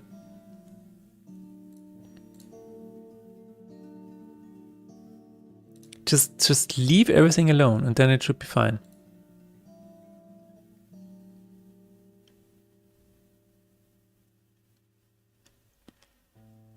Go alone to the woods and then very quickly watch behind you. For a few milliseconds, you see that the leaves are not moving. This is such a cool idea.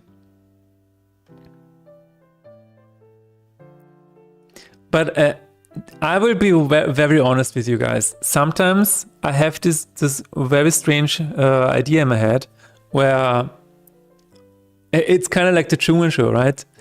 I think it is from the Truman Show actually where this idea is coming from. Sometimes, you know, you go through regular, you know, routines of, you know, you go to the store to buy your groceries, you go to this restaurant every day or every week, and then you're going back to your apartment and you do not access any of the other new locations, right? Sometimes I like to go into a new alley or into a new street, and I feel like, you know, like in Truman Show, now when I make a quick decision, I'm kind of curious what they will do. Because I really liked it in the Truman Show when I think there was one scene where he tried to go into an elevator and it was, you could actually see the actors behind it having a break. It was so hilarious. But yeah, sometimes you need to broaden the reality a little bit and be like, what if I go inside of this room? Will it render? Or will I fall out of the world? He's on to us. Can you realistically say that if you run faster in light, the world will be unable to stream in time for you to render? Yeah, I think that is where the problems come from, honestly. We are outpacing what the Earth can do. You can't prove you're not all NPCs. Exactly.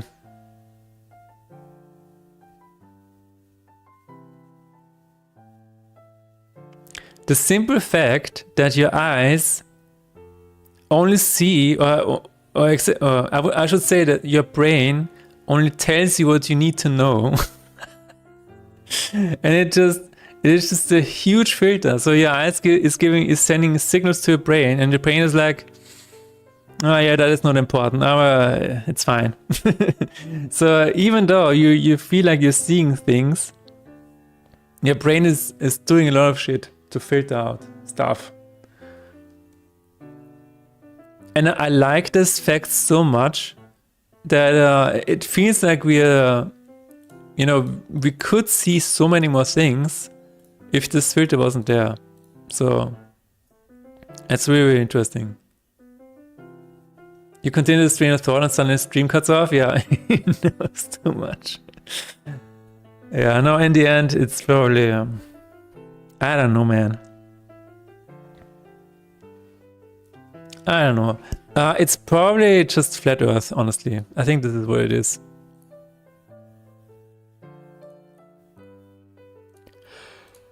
I think this is what it is. This makes me so sad. I wanted to watch some Truman Show clips on YouTube, and first results are AI generated Truman Show 2 trailer slops. Nah. Oh my god.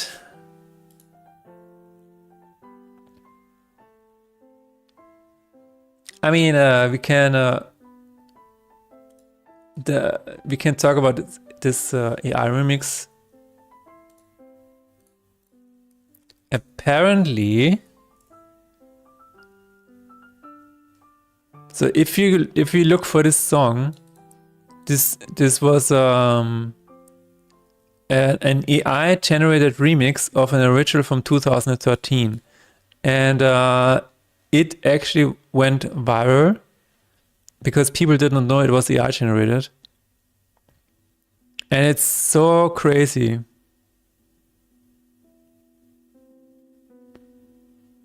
This is so weird. And if you listen to it, I'm not gonna show it here on stream, but if you listen to it, it does sound quite convincing in certain parts. I mean, I think the voice sounds kind of weird. But yeah, you can look for this yourself. AI is, I don't know, something. We're missing entire sense and stuff, so our perception of reality is really just our perception, not necessarily an objective reality per se. Yeah, that's, as soon as you realize that, it's not good. It's not good. Like you don't have you think you're the director, but you have zero say in what actually makes it into the movie that you're currently watching and experiencing. It's so weird. Like you just you think you're in control. You're just getting what somebody in your head decides you should see and experience it in general.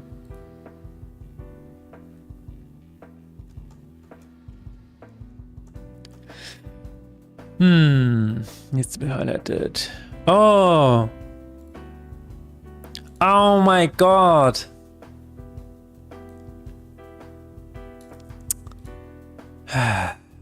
There was a delay because a blessing and a curse would always have a highlight.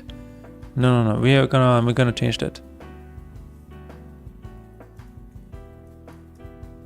If is blessing or is curse and is smaller than 10. Does this make it better? I don't know. Maybe it is better.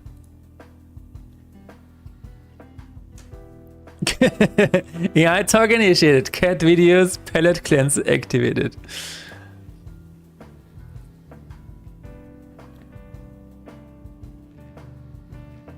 Chamber half an hour ago. Stop attacking! My God, what are you doing? Have you seen my This is as far as I go. Didn't you just ask me that? Greetings. Weren't you supposed to be in the test chamber half an hour ago? I love this. What are you doing? Oh my god. This is as far as I go. I love the charging sound so much. My God, what are you doing? Oh my god, this is so good. Oh my god. Half-Life effects and cat videos. Dude, this is catnip for me. Random thing I find interesting, there's no way for us to know that say the color blue is the same for both of us. Because there's also no way to actually describe it, yeah. Except being like, blue is like water, but then if blue looks red to me, water should also look red. Here's a very fun thing to add to that. There is a Hanse, a Chinese character, which is called Ting.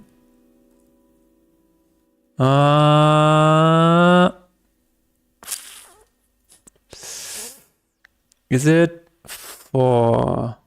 No, which one is it? I think it might be 3.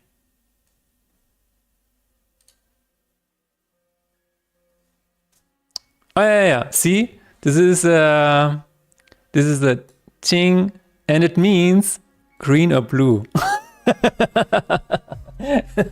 And this is so interesting because they didn't have separate names for this, because it was kind of like, so this is my theory. It's kind of like, you know, you see nature, and then you have a color that describes nature, kind of like the water and the grass, or you know, sometimes water is blue, sometimes water is green, right? Oh yeah, it actually says nature's color. Yeah. And this is so interesting. And in the app that I have for this, for the Hansi learning, it actually says that the words for color has developed in all of these languages the same way, which is so interesting.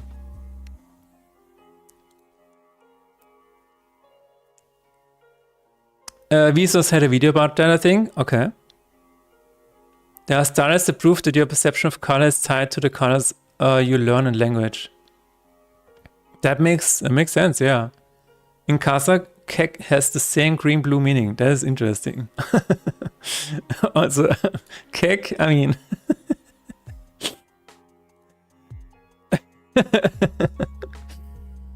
Oh, but yeah, no, but this is really, really cool. That it even has like to remember this.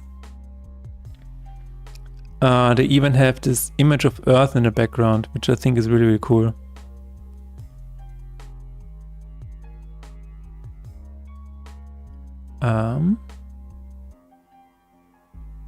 Why is it not showing? It doesn't matter.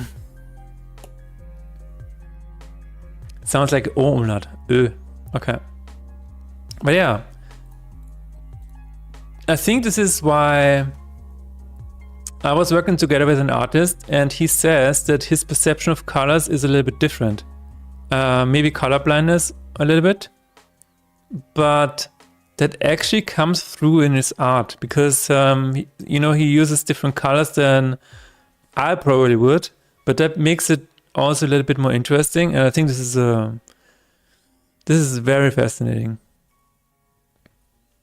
For instance, a tribe in Africa had a real hard time distinguishing colors that they didn't get a lot in contact with, while for us it was obvious. Yeah. And they could easily distinguish a slight change in the yellow or brown because they were used to see those tones in the wild. That makes a lot of sense. That makes a lot of sense.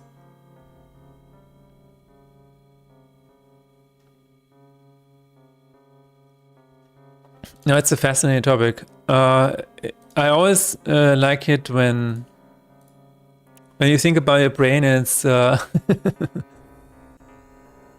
you think everything is real, but nothing is real.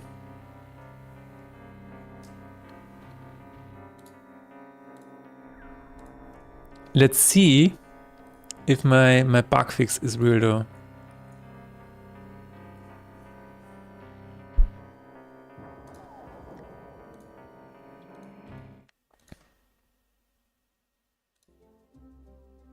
How language affects of color is not only related to the colors we see, but to the words that we give colors.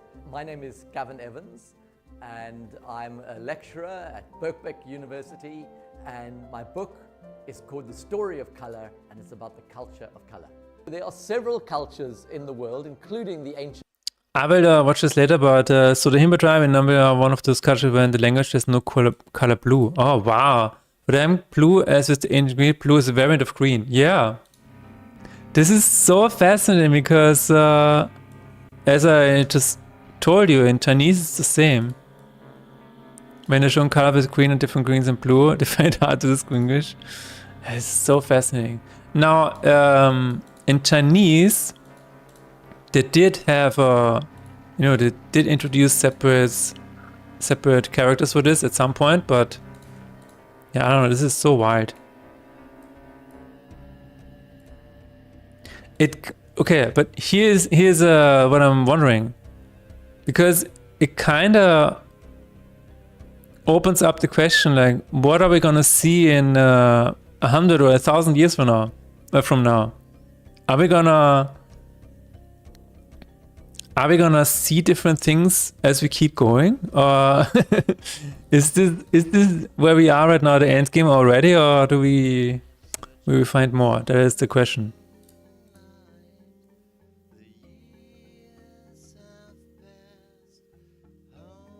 Wait. If I play this,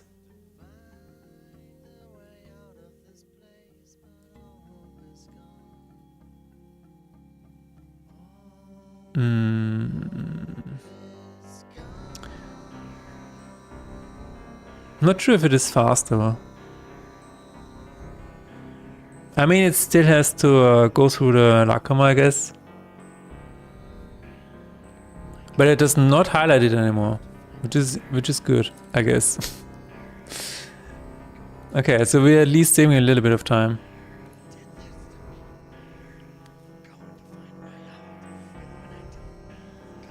Yeah. English is bastard ember? I've never heard of that. Language can heavily affect our perception as well as our skills. There's a language in Africa that doesn't use directions like left and right. Instead, it's always west and east. And those people's orientation is much, much better than the average person. Interesting. What is bastard ember? Oh.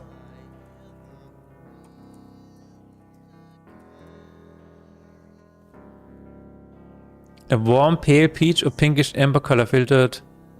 Oh. Interesting.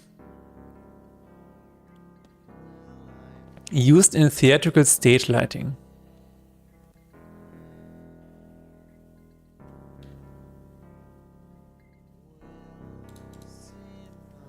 Rather than my car is in front of me or to my right, they would actually use the cardinal directions to explain it no matter their own orientation. Oh, so they have no local setting here. They always use the global direction and never the local one. Is that what is happening? The guy in the video also mentions that in Russian they have different words, light blue and dark blue, just like we have for pink and red. This pink is technically light red, so for them it's an actual distinct color. Oh, that is interesting. I mean, in English, and I guess in German as well, it's just blue, like a general blue, and then you have names for the different shades of blue, right? Like indigo. Indigo is one of my favorite names. Why is it bastard? I have no idea. I have no fucking idea.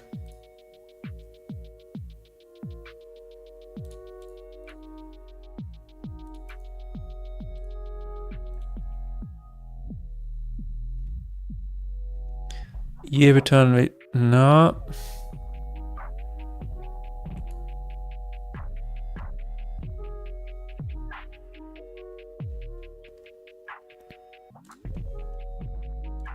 Wait, how many materials does it go through here?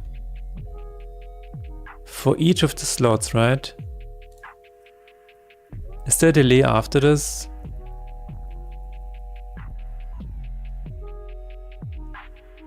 Is cyan blue?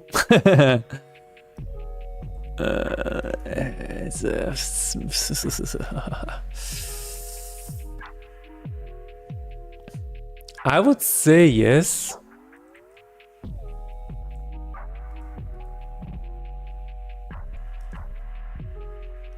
It's hard to explain, but if the house is to the east, no matter how you yourself turn around, it would always be to the east.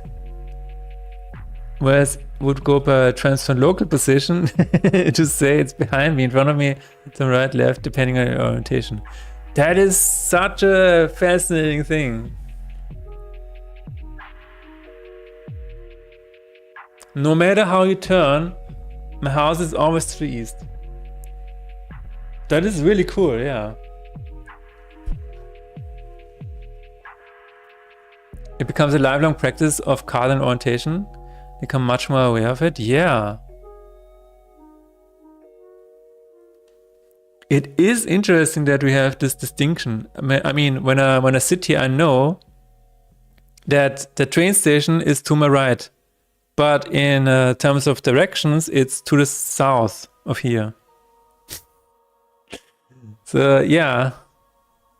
That is really cool. You could spin me 3 times and I'm completely lost on directions. True. I'm not like if I was a geoguesser, I would have zero. I don't know. I would have no good time doing that.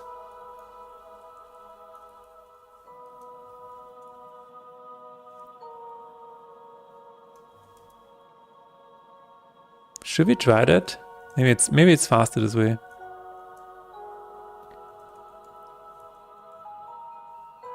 Where does pause between material come from? Oh, this is already... Wait a minute. Wait. Pause between material. If...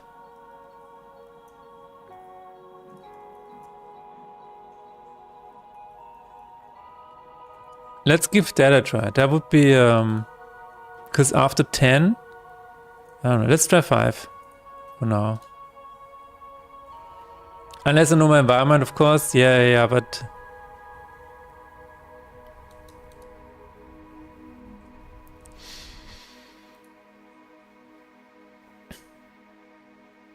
I mean, the next question would be, what even is north? Because north is local to Earth, right?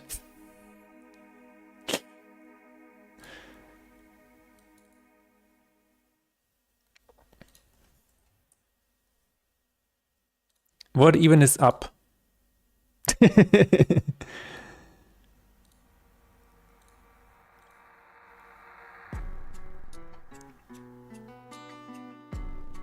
So is it faster now? Let's try.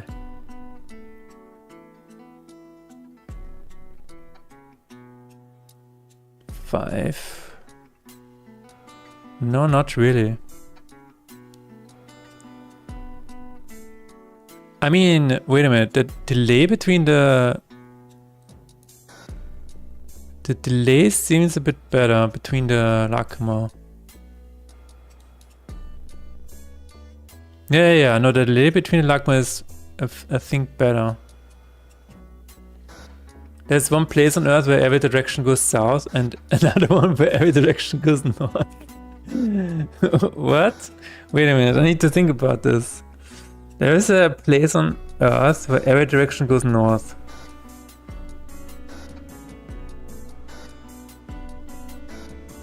Why does it feel like there's a twist to this?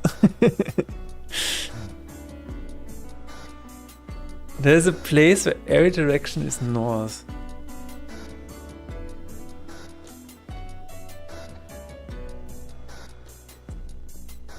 Okay, what is the place then? Every direction is north. I mean, north. If you're standing on a North Pole, I guess no.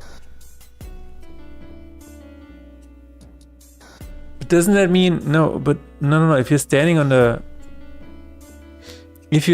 North Pole, every direction is south. Really?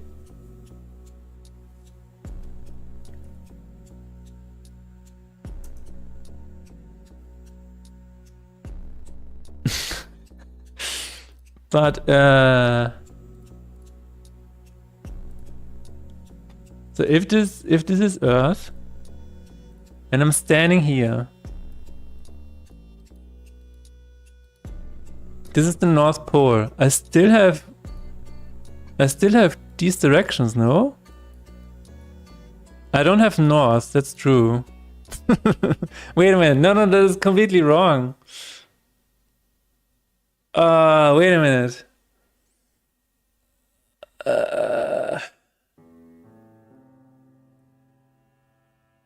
Wow, that is so weird.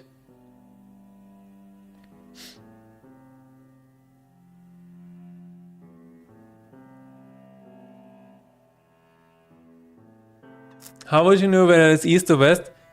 No, wait a minute. But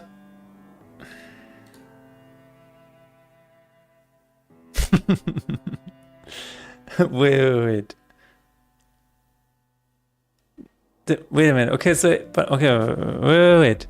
Standing on the but standing, okay, this is not how you stand on the North Pole. You stand on the North Pole like this, right? This is me. And this is my nose. And I don't understand, but because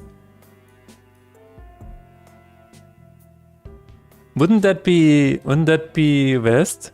And that would be east? I guess so I'm standing on the North Pole and I'm looking down, okay? But I guess this is south? Wow, that is so weird.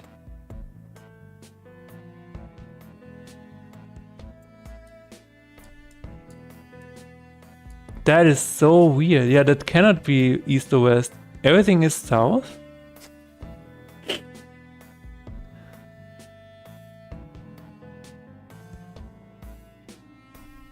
Huh. Okay, but at which point do we have west and east again? That's crazy. But so if you're standing here, you have north and east and west again and south, right? So if you go one step into this direction, everything is back. Oh my god. That is so weird.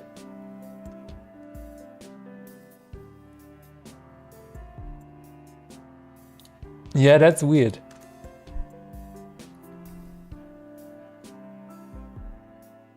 My fake west? Excuse me? My west is not fake. Oh my god. But I mean, it still doesn't make it, yeah, but I'm going into one direction, and that direction is one of the directions available. Why it's not south? You cannot, okay, you can take one, if you take one step left to the fake west, and in the process of doing so, you were going south, but at one point, you're suddenly going west. And then it's like, oh my god, I took the wrong step. I wanted to go east. Oh my god. I wanted to go south. And then pray you're using quaternions so you don't get blocked. Please no. Please no, we're not using quaternions. No.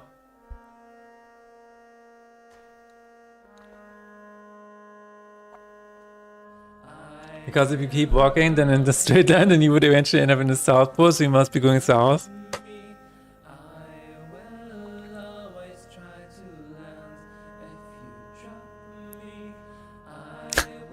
Oh my god.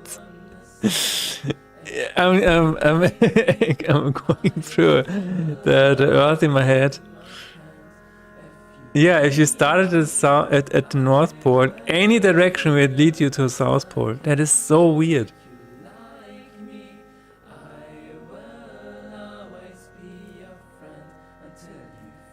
That is really weird. But what happens at the West Pole? You know, because the Earth is flat.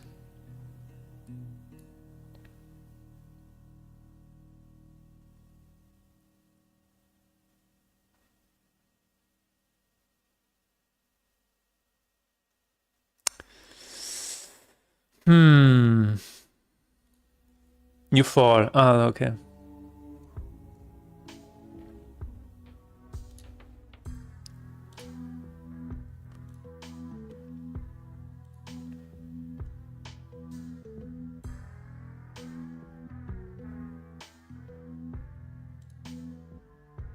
It's impossible to walk north or south for infinity, but you could walk to the west continuously.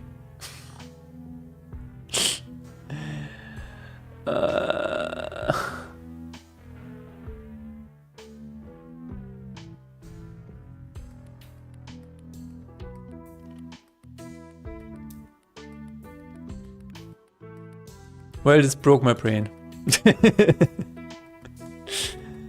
I think it's time to Dig Earth Society says there's a gaze here on one of the posts. All right. I think we got some progress done for today, ladies and gentlemen. I will be back on Friday. That's right. Let's go.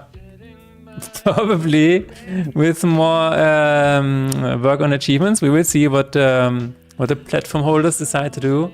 We are going to raid me Megatron. She's making some Tron tunes, which is interesting. So we're gonna check that out. And I will be back on Friday. So see you then. Until then, have a good time. Bye, everybody. I will not be able to sleep tonight. No. Goodbye, everybody. Go north. Let's go north, everybody. To Sweden.